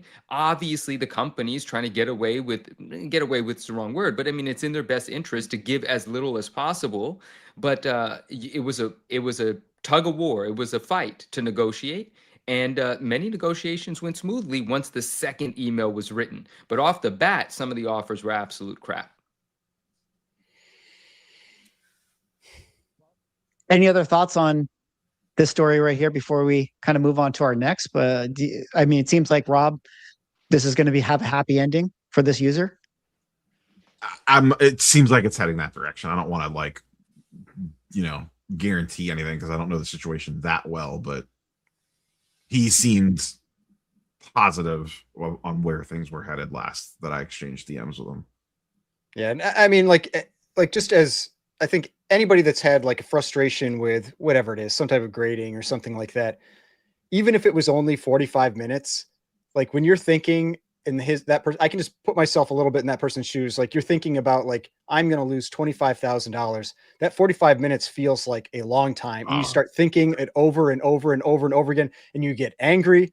And then you're just like, I'm posting about this. You have to go online, you post. You don't care. You're not waiting. Like if they're not responding to your email right away, you're like, you get more and more frustrated. And I can totally see that happening. Like just because, like you're going to be pissed. Like they damaged your property and then they're trying to lowball you. And you're not going to want to, you're not going to take it well. And it's the crazy part is that's that guy's only tweet. Oh, really? Yeah, he has a big Instagram following because that's where I found him. But it looks like he has a decent following in the Pokemon space on Instagram, but that's his only tweet. So think how much traction the Instagram post got along with like the Twitter posts. Yeah. Pretty amazing. And if anything, in case I wasn't clear earlier in setting up the story, like I totally think that he should make that post. If it happened to me, you guys know I'd have a video with my face palm on it ASAP. Like I'd be talking about that. PSA is shortchanging me $25,000. Like I absolutely would have done that. So completely understandable. Well, let's give a quick shout out to Rage Yo. Theo Collectibles for the $9.99, who says, Manu, congrats, brother. Huge sale. We appreciate you, Rage. And also Stony Maloney with another $9.99 that says, just wanted to say that Swag Ryan 9.9 Neo, you guys are awesome. And this is my favorite weekly podcast. Love you guys. Stony, appreciate you. Love you back.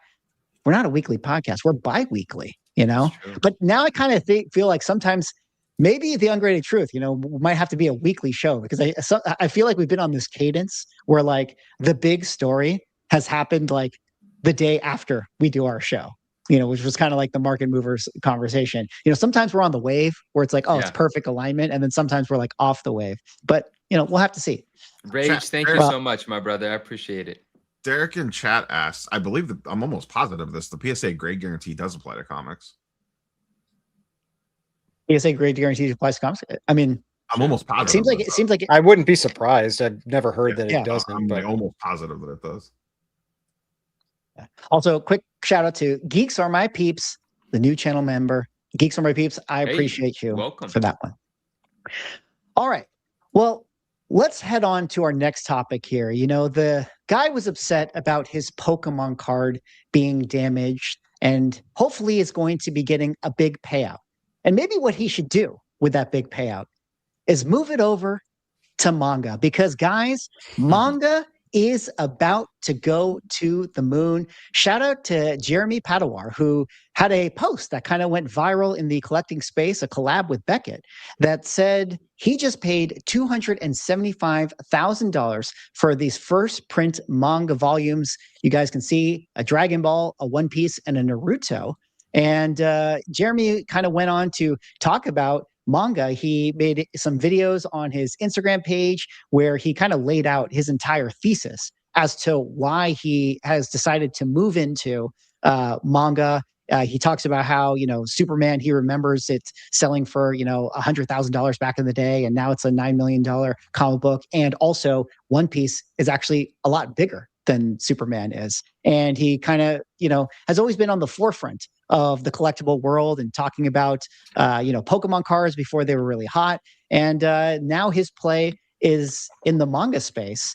I think that this is interesting because manga has been sort of what I would say like a poorly kept secret within like the comic collecting circles that I've been in. Like everybody has been saying, oh, like manga, just watch, like manga's going to be the next thing. Manga's going to be the next thing. But it hasn't quite taken off yet. Although with this new post, maybe that's going to be the thing that catapults it into, you know, the limelight. And considering that, you know, the first appearance, quote unquote, of One Piece comes from this manga, and you have people on Reddit talking about, is the One Piece hype actually over? The prices were nowhere near sustainable. One Piece going to zero, prices going down heavy for PSA 10 slabs of One Piece. This person says manga and SPs are the only thing that you should be buying. Of course, there are some promo cards that are maybe worth picking up, but I sort of wonder, like, is this the perfect storm? Like mangas to the moon, One Piece cards going to zero. Maybe all my One Piece money should actually be going to picking up a first edition. What do you guys think about all this? I'll say one, Jeremy has an absolutely insane collection overall. That guy has ridiculous cards in his collection. And he actually, I don't want to completely misquote this, I believe he lost a large chunk of his cards in the fires in California a couple of years ago when that happened. And he even had them stored in a bank and they got destroyed. But that guy has insane stuff. Jeremy definitely does have insane stuff. I just want to say, we are fans of Jeremy over here on the Ungraded Truth. We'd love to have him on the show. So invite open to Jeremy. Please come on. Yeah. I can speak more to the card side of it than I can the manga side of it. The big thing that's going on with the cards is basically what's happening to Absolute Batman 1. More graded supply is coming to market as everyone ran to grade all their stuff than the market can support. So it's pulling prices down. It might be temporary. They might bounce back, but right now it's as simple as supply is outweighing demand more than anything else. That's my thing, that I don't know enough about what is truly available out there with manga, because with Superman 1, like the comparison to Superman 1 and everything, like those books are mostly gone. Like they were destroyed in paper drives and parents throwing them out and just not being collectibles really back in that time period and everything. And manga just isn't that old.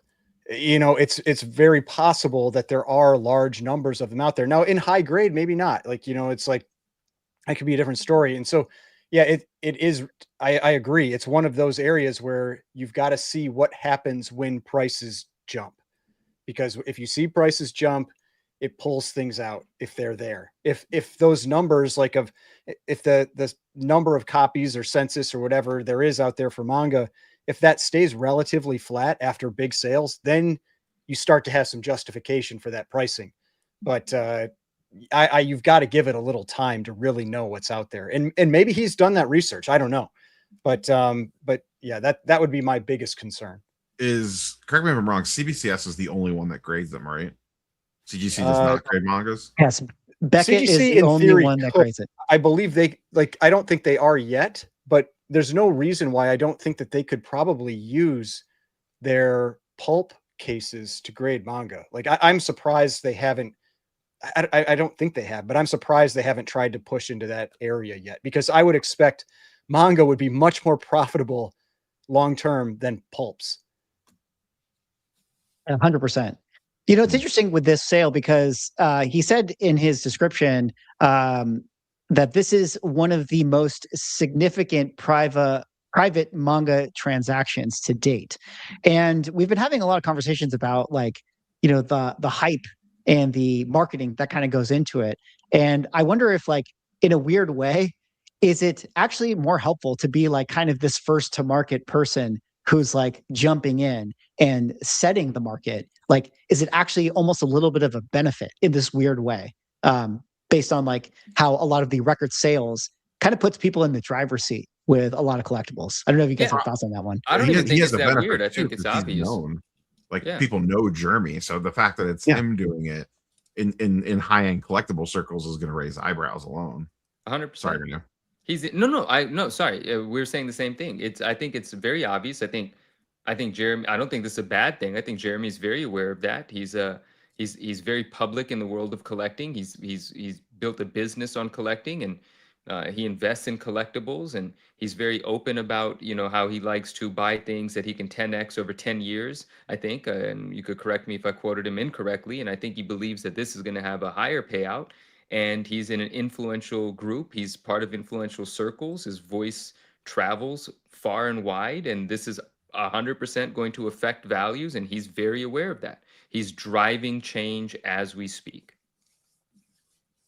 Yeah, and I guess that's always we've seen that in other collectibles too, though, like video games and VHS. VHS, I think we always felt was kind of not gonna probably take off, but video games definitely had a big pop, and then you haven't really I don't hear much about them anymore, and so it's hard to know for sure what the market is going to be. Yeah, they still do, but they definitely aren't the center of attention that they were 3 or 4 years ago.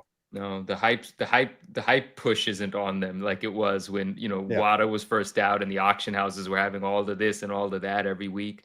It's not like that anymore. Yeah. You mentioned VHS.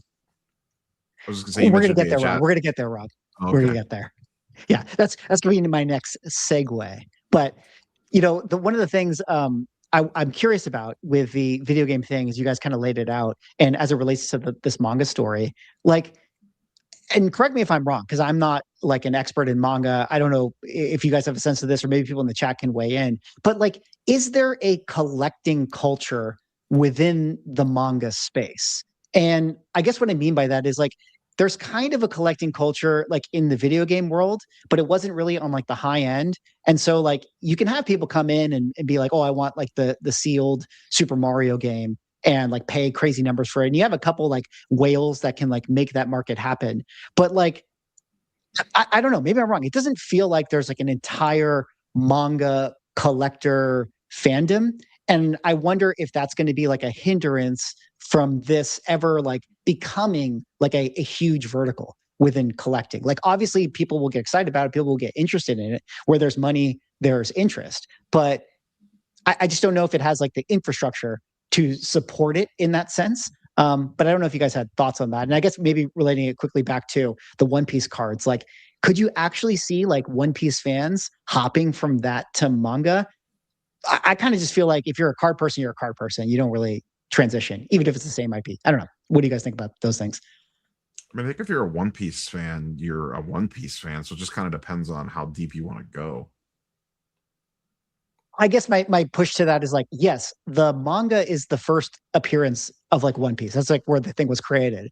But there's people that spend money on Spider-Man collectibles that don't have AF-15s because they just don't care about owning comics. Yeah. Yeah. No, I mean, that was actually something I was wondering about too. Like, I don't know what the collector base is like for that. And that's why that's kind of the area where I feel like it's similar to those other ones where they're almost trying to build that collector base. And I mean, I'm not like, I just watch anime. I don't read manga. And so like, even though like I'm a big fan of a lot of that stuff out there in terms of anime, I don't really have any interest in buying graded manga. And so that's why I don't necessarily say like, just because you're a fan of One Piece or whatever, that you're immediately going to go and buy the collectibles that are in that area. Like, you may just be a fan of the anime, you know, and that's about it. So yeah, that's why I do think that it really, you have to see how it plays out. Now, it doesn't necessarily, if you've got the money, it sounds like he has a very extensive collection. Like this probably is a small percentage of his total collection's value. And he's more than willing to take that risk and say like, I'm buying these like top end pieces. And if 10, 20 years from now, they're 10 times, 20 times the value, great. You know, I did really, really well. If they're worth about the same, you know, it's not like a huge percentage of my portfolio and it's worth the risk. But if you're like thinking of dumping like all your money into it, that's a different story. And I think, Ryan, what you just said is very important. And if I'm not mistaken, I believe Jeremy is on the record as saying that so far this year, he has spent 1.25 million investing into collectibles. So this is, you know, a fraction of that, and he plans to spend more throughout the year. And that's important perspective to have. You know, this is an individual that is placing bets passionately and really enjoys what he does. And not everyone can do that, right? So you make a really valid point. For me, manga is so far out of my wheelhouse. I have no idea what's out there and or what it is or what, you know, what year. Like, I think some of those were from 1980s. I think some of them are modern. I don't know anything about it, so I do not have my finger on the pulse of what the collecting market is. But hey, Jeremy's a smart guy. But also, I think he's probably right more often than he's not. I really don't know that. I don't know the extent of his collection, but I know he's placing bets and he's probably prepared for whatever. But he's a smart guy. I have no idea. Yeah. Well, it'll be interesting to see how it all shapes out. I mean, people in the kind of circles that I've been talking to have definitely been talking about manga for a long time. And maybe this is going to be that catalyst to kind of put it into the zeitgeist. But, you know, with manga going to the moon, that could be a good thing for it. But it's not such a good thing if you're a VHS collector. As Rob was kind of insinuating earlier, Beckett Collectables just made an announcement that they are closing their doors for graded VHSs. Now, maybe there's not too much to say here. You know, they kind of said that this is going to be the last time to submit your graded VHS tapes. But perhaps the more interesting aspect to this is this that first step in Beckett/CBCS starting to close shop? As we all know, Collectors recently acquired Beckett/CBCS. And we all kind of guessed that this might be what is going to happen with them shutting their offices. But guys, what did you think about this announcement and you know, the broader conversation of Beckett closing up shop? Well, I guess one question: does PSA have anything else that grades VHS? Like, do they have any other arm? So.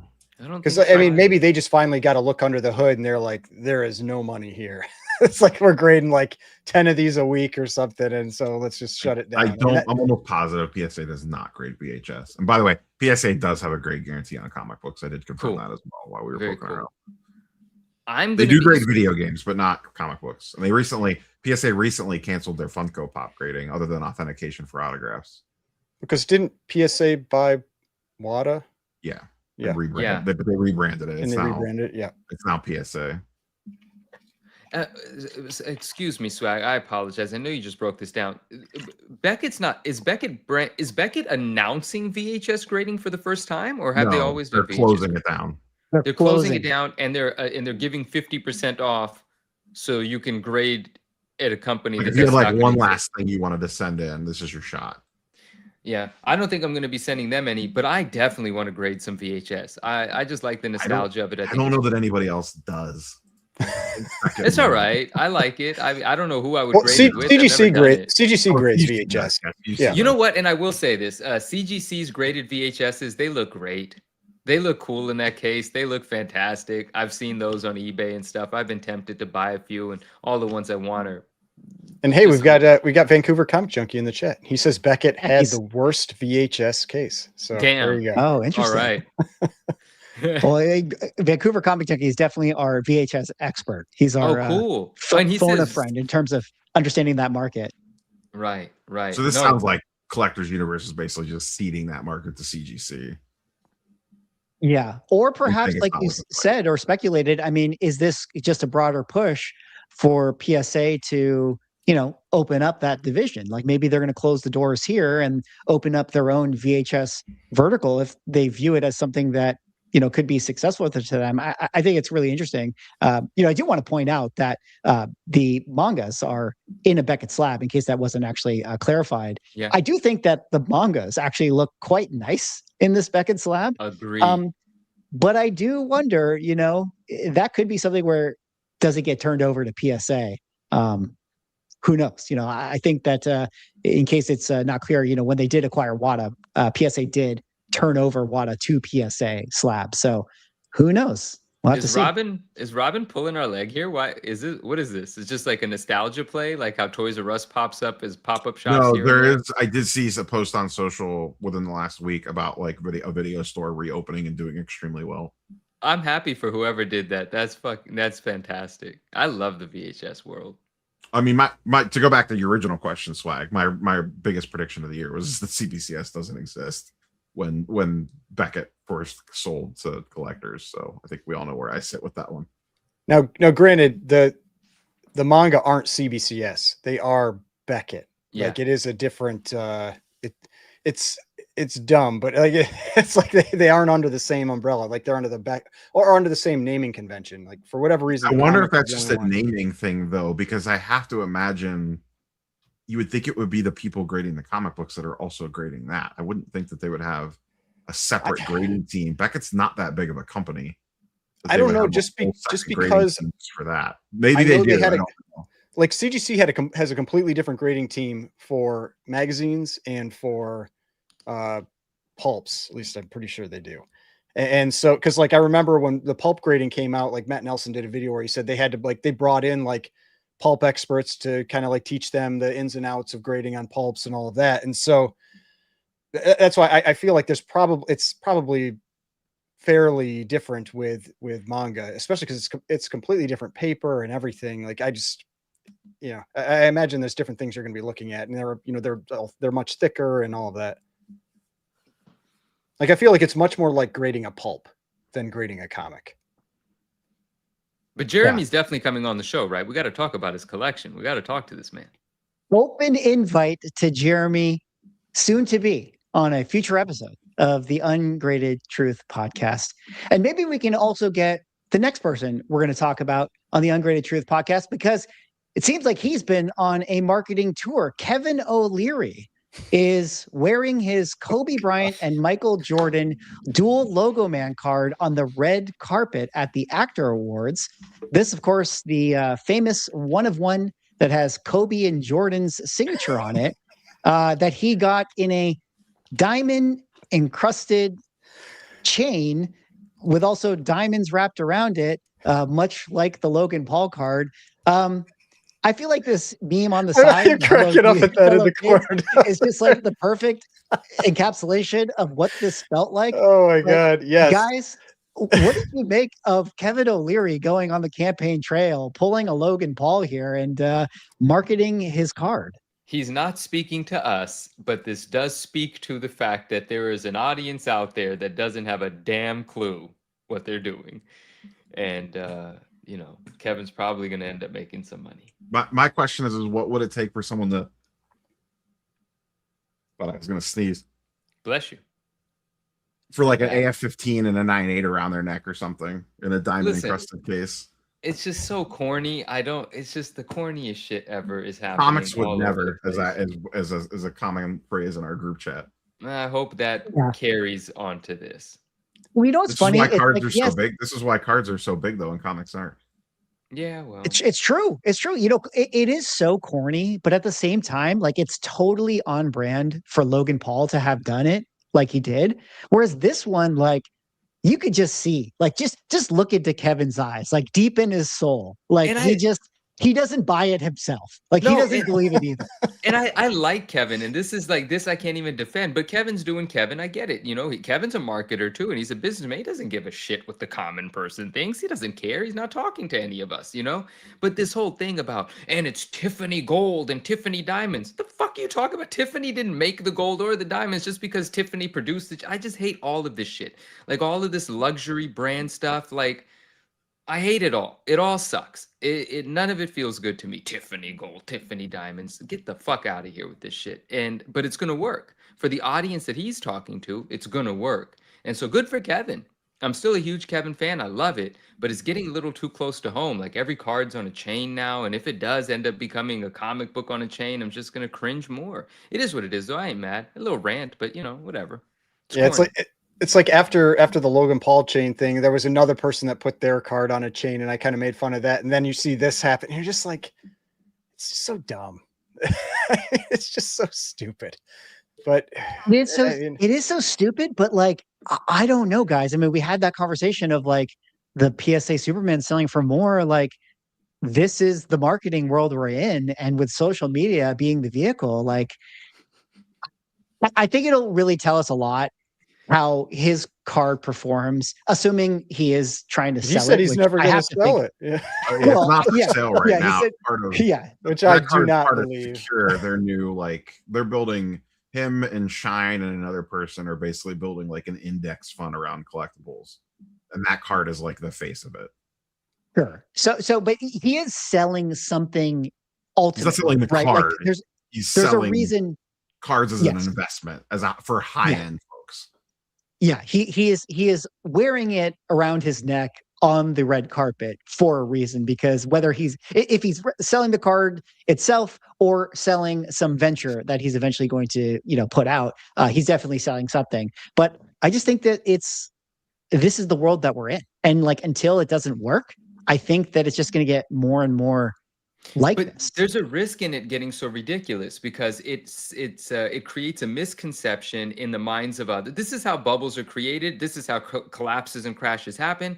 When people that, you know, aren't really in the collectible world start being influenced and inspired, and then they go out and do dumb shit and they're not able to make a profit, and then they lose their ass.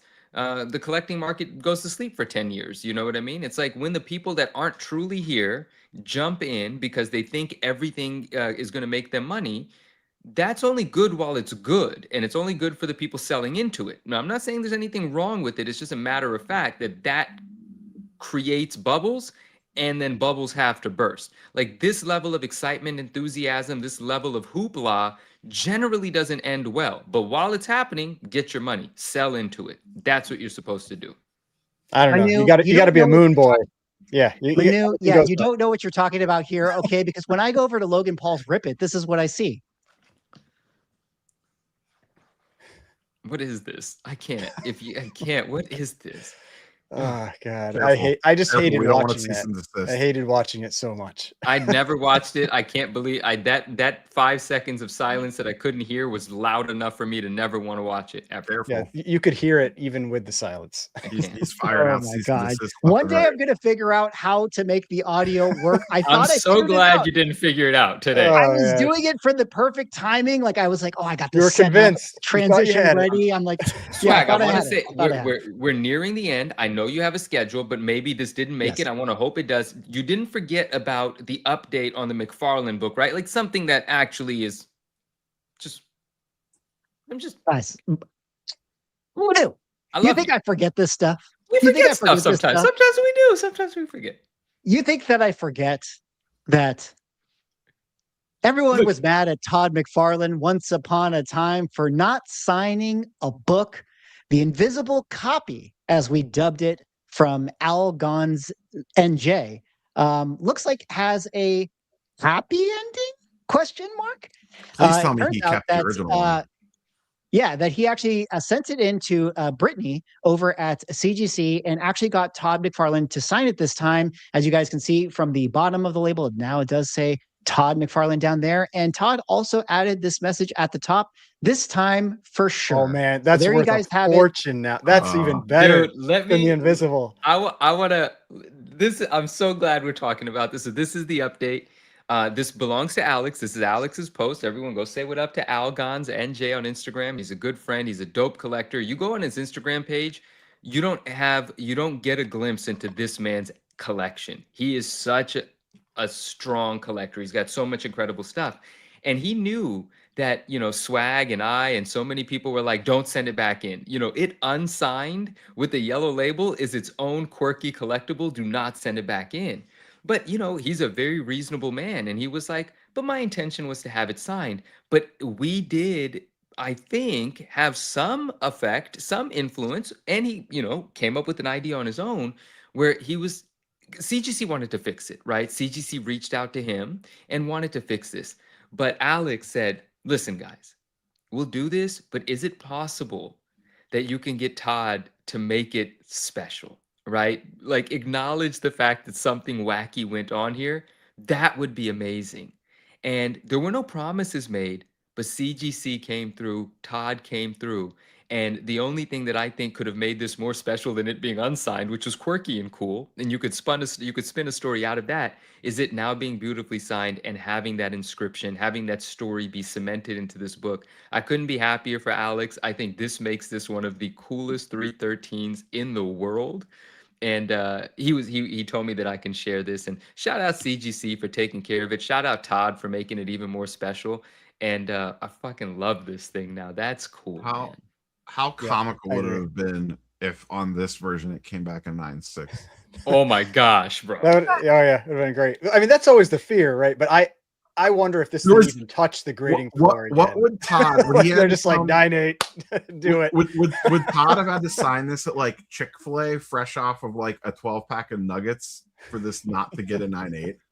It's something real dramatic, bro, because that would have been so bad. But yeah, like this was the most guaranteed lock 9.8 crack out of all time. There was no way this was going down to a 9.6. Isn't that cool, guys? We talked about the page that is awesome, though. Yeah, it's cool. It's cool. Shout out Alex. Shout out Todd. Shout out CGC. That's great. Yeah, ghost signature on the label would have been badass if they noted something on like a pedigree almost on the label. That would have been really cool. Yeah. Just for the conversation, I know you guys already established it based on your reaction, but like, do we think that it makes it more valuable that it has this time for sure? Oh yes, 100% compared to the invisible book. Okay. Yeah. Oh yeah, more. Yeah. Compared to it not having an inscription and compared to the invisible, I think this is best case scenario because this kind of ties in the invisible story. The invisible story is now invisible, but it's a part of it still. It's a cut above, I think. Yeah, like the few times that Todd McFarlane adds like some extra flair to a cover. It all like there was the one when it was like the King Spawn, where I think it was like the last one of all the like 500 he signed or whatever, and he added something extra to it. Like those types of things, like they are going to add a lot of value. Even though I mean I don't know, maybe he's never going to sell it. I feel like you would have a hard time selling that book. Like a hard time selling that book. Yeah. Interesting. That feels like a coffin book. Like that's going with me. Your kids are selling that book. Yeah, for sure. Yeah. As soon as Dad's in the ground. Well, either way, it's a really cool thing to see that, we got a happy ending with this one. We started the stream, talking about that grading companies are a scam, but at least, sometimes grading companies and their signatures can, yield positive results. And it kind of leads to another little aspect in terms of a story that I want to talk about which is a lot of scams going on in the comic book market. A lot of success within the modern comic world. We've talked about Dork, we've talked about Narco, we've talked about what are all the books? Nectar, all these crazy modern books that are selling for more than retail. And with the success of a lot of these books and the prices going crazy, we've seen a lot of scams going on, in different spaces. This was a post that I made a video about where somebody had made a fake Absolute Batman 16 that had this Quintana cover on it, which was, if you guys don't know, this was a very, very popular Absolute Batman variant. The original art sold at auction for $100,000. Apparently, some Whatnot seller has been selling this comic and doing a reprint of it and actually forging the Quintana signature on it. And even Dan Quintana himself had shared the fact that, this is not a book that I have signed. This thing is an absolute fake. Don't buy it from these people that are selling it. Brian McClay, shout out to them, Beyond Wednesdays and Industry Comic Show. They talked about some of these scams going on, and Brian is putting together a whole, list of sellers that are doing this stuff. I kind of wanted to just kind of bring that story quickly up and just kind of float it back to you guys. Signed book scams, fake signatures, things of that nature. I mean, is this the one thing that, we want to have grading companies for, I guess? Stay off Whatnot's my advice. I like that advice. Yeah, I don't think any of us really spend much time on Whatnot. I mean, but a lot of people do, though. I mean, so that's the thing. Like we do, I feel like it is important to speak to. A lot of people do spend a lot of time on Whatnot. And I mean, a lot of people get caught up in the hype on it. But I'm one of those people where it's like, I don't care how other people spend their money. Like if other people want to spend their money on a platform and pay more than market value for things, that's fine. But yeah, when it comes to signatures on a platform like that, if it's not coming directly from that artist's Whatnot like stream, I would be pretty cautious. I'd be really cautious on that kind of thing, because there's a ton of fake signatures out there. I think someone did say a comment like that is not an easy signature to copy either. No, not at all. In fact, Dan Quintana actually made a post on his Instagram saying that because of this, he's now going to have a very particular custom-made stamp that he's going to stamp in association with his signature, which frankly, I don't really know how that affects like CGC, if they're going to like allow that to like, have an actual stamp on the book, but it was something that he was thinking about, that he wanted to protect his ability to sign books. So I thought that was pretty interesting. There are Todd McFarlane stamped signed books from when he used to own a comic book store in the 90s, and CGC does grade those because they're aware, right? If the awareness is created, then they'll probably just let it fly. That part. Yeah. Well, we're almost at the end of the show, but it wouldn't be a complete show unless we did a absolute Batman going to zero check-in. The users out there, the collectors, are starting to capitulate. This post from this Reddit forum saying Absolute Batman #1 CGC 98 has dropped in price to only $300. Would it drop even more? Ungraded copies are still going for $130 to $150. Ryan, what's going on with Absolute Batman? I mean, there's been a lot of sales in the $300 price point. Tell me about it. I mean, well, 288. Uh-oh. Yeah, there have been quite a few below 200 lately. It's still going down, but it's still going to be worth more in a 9.8 at the end of this year than Dork #1. That is, I still believe in my heart of hearts that is true. Have any popped yet? I've only seen. Doesn't look like. So let me kind of, you guys continue on. But yeah, I mean the climb in the census is still happening. It's going to happen. Like once it started that break, like it was going to keep falling, and we don't know where it's going to end. I think it's going to be worth more than $100 when it's done. Yeah. Is it going to be worth more than 200? Maybe. I think when the dust settles, it could fall between that 100 and 200 mark, but we'll see. Yeah. Well, I got some breaking news for you guys and everyone in the Hey, chat. we got it. It's the end of the year, though. I know we got some Exclusive. time. We got some time. Coming hot off the press from CGC's Pop Report, we actually have 2 Dork 199s on the census already. That's like $1 billion. 16 of which Retirement 16 book. of which are 9.8s. Look at this 9.8 rate. There's 19 copies that have been sent in. 16 are 9.8. Uh-oh. That's a crazy number. Would Like those 2 two already, 9.9s 9.9? exist before PSA entered the market handing out 10? I haven't did had you one pop in on hand. eBay? It's not a cardstock cover, is it? No, it's not. Yeah, I didn't. Yeah, I are didn't there any think on so. eBay Like, yet? that's a surprising number of 9.9s already. Well, I did say, one of the interesting things when I was covering the Dork videos, I made mention to the fact that, this is a book that got hot like immediately. Oh, they're on So- eBay. $2.99 or best offer. Oh, it's a pre-sale. Damn it, I'm an idiot. Sorry. Yeah, the pre-sales. Oh, pre-sales, shmee sale.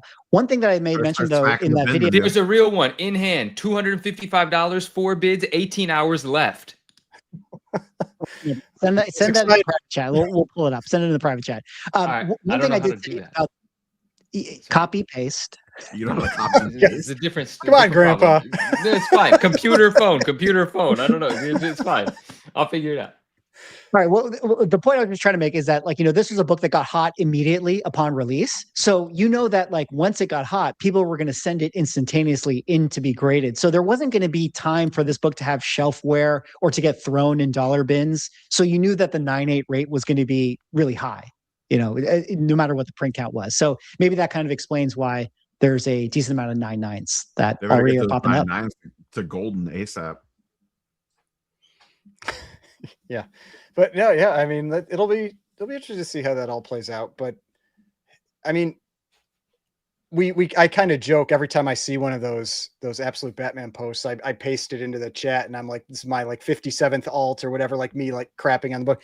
But it's true. Like I've seen quite a few people posting about those prices, which just means people are nervous about it dropping, and they keep asking oh, is this going to keep happening? And that just, it drives the sales, because then people go, oh, maybe I should start selling mine now. And because you can just think about it's going to drop more. It will. And just, you can buy it back for cheaper later. You can play that game, and you can get it for a lower price at some other time if you want. Hey, Ryan, am I not allowed to bid on this book? I would say, well, I mean, I guess if you want to spend $300 in order to win $100 I'm not from shilling me, it. I'm gonna buy it if I win it. I will be fine with that. No, I'll stay out of this. I'm not bidding on it. But I like. I'll tell you this much. This thing ends in 18 hours and 55 minutes. I know what my Monday video is going to be about. That's for sure. I like that. Sunday, 3 p.m. What a terror. Oh, wait, that's probably West Coast time, right? Yeah, it's on. West Coast time for me. That still seems like a shitty time to end an auction. It's not too But I mean, bad. already at It's 6 p.m. 2:55, East Coast. Not bad. Yeah. Well, let me give another quick shout out to Stanley Maloney, who had a second super chat for $9.99. I meant bi-weekly, but I'll pay for the weekly. Also, just a PSA, CGC has a witness signing with Larry Lieber. I'm not a shill, but he's 95, so it might be your last chance. Yeah, one thing that's interesting about the Larry Lieber signature is he's one of the only people I know that signs every letter not in cursive. You know what I mean? He does the whole thing. Worst signature in comics. Oh no, it's 95. What do you want? No, his older ones. It's straight text. It is my least favorite signature to see on a book. I do not like it. By the way, whoever's selling that Dork one is just they owe us a cut now, because that just got a serious marketing hype from the podcast. Is anyone in chat gonna bid? The road to 1,000. I will be so excited. It's going to be a great video if that thing sells for I bid on it $1,000. so bad, but it's just not. It's just I'm just doing it to do it. I don't want to do that. That's some defensive bidding right there. It is. It's just for fun. It's just to have a little fun. I'll go ahead and bid $750 on this damn thing just for fun. I'm not gonna though. Yeah. He's got Malibu money. What does he care? Oh, Absolutely. Well, fellas, I would say that we had another incredible show. I think probably our best show of all time, which is why if you guys haven't subscribed to the YouTube channel, the Ungraded Truth Podcast, link in the description, you probably should, because we're going to go to the moon with our show. We've only been trending up. Every time we get better. I don't fumble my words as much. So give us a sub, give us a like. Oh, also shout out to us. We had our most viewed video the other week. This one got 3.9. Let me say that again, 3,900 views. Nice. We went viral over here on the Ungraded Truth Podcast. Apparently, people don't like the fact that PSA raised their prices. So there you go. We also are on Spotify, guys. Link in the description here. Head on over to the Spotify. Give us a listen. Give us a review. We really, really appreciate it. Trying to get it popping over there. But, gentlemen, been another great show. Appreciate you guys taking the time. It's always fun hanging out. Parting words? Yeah. Oh, grading's a scam. That's all. Okay. That's Grading the important is a scam. takeaway from this video. Absolutely. Grading a scam. See y'all in the next time. Detective Comics set a record for 1.8 million. Nobody really cares. Who are annoyed that people are asking them questions, is this book banned? That question didn't exist a year ago. Somebody's submitting like 25 vintage books and getting 15 9.9s. We always think, how can it ever get crazier? And then it always does.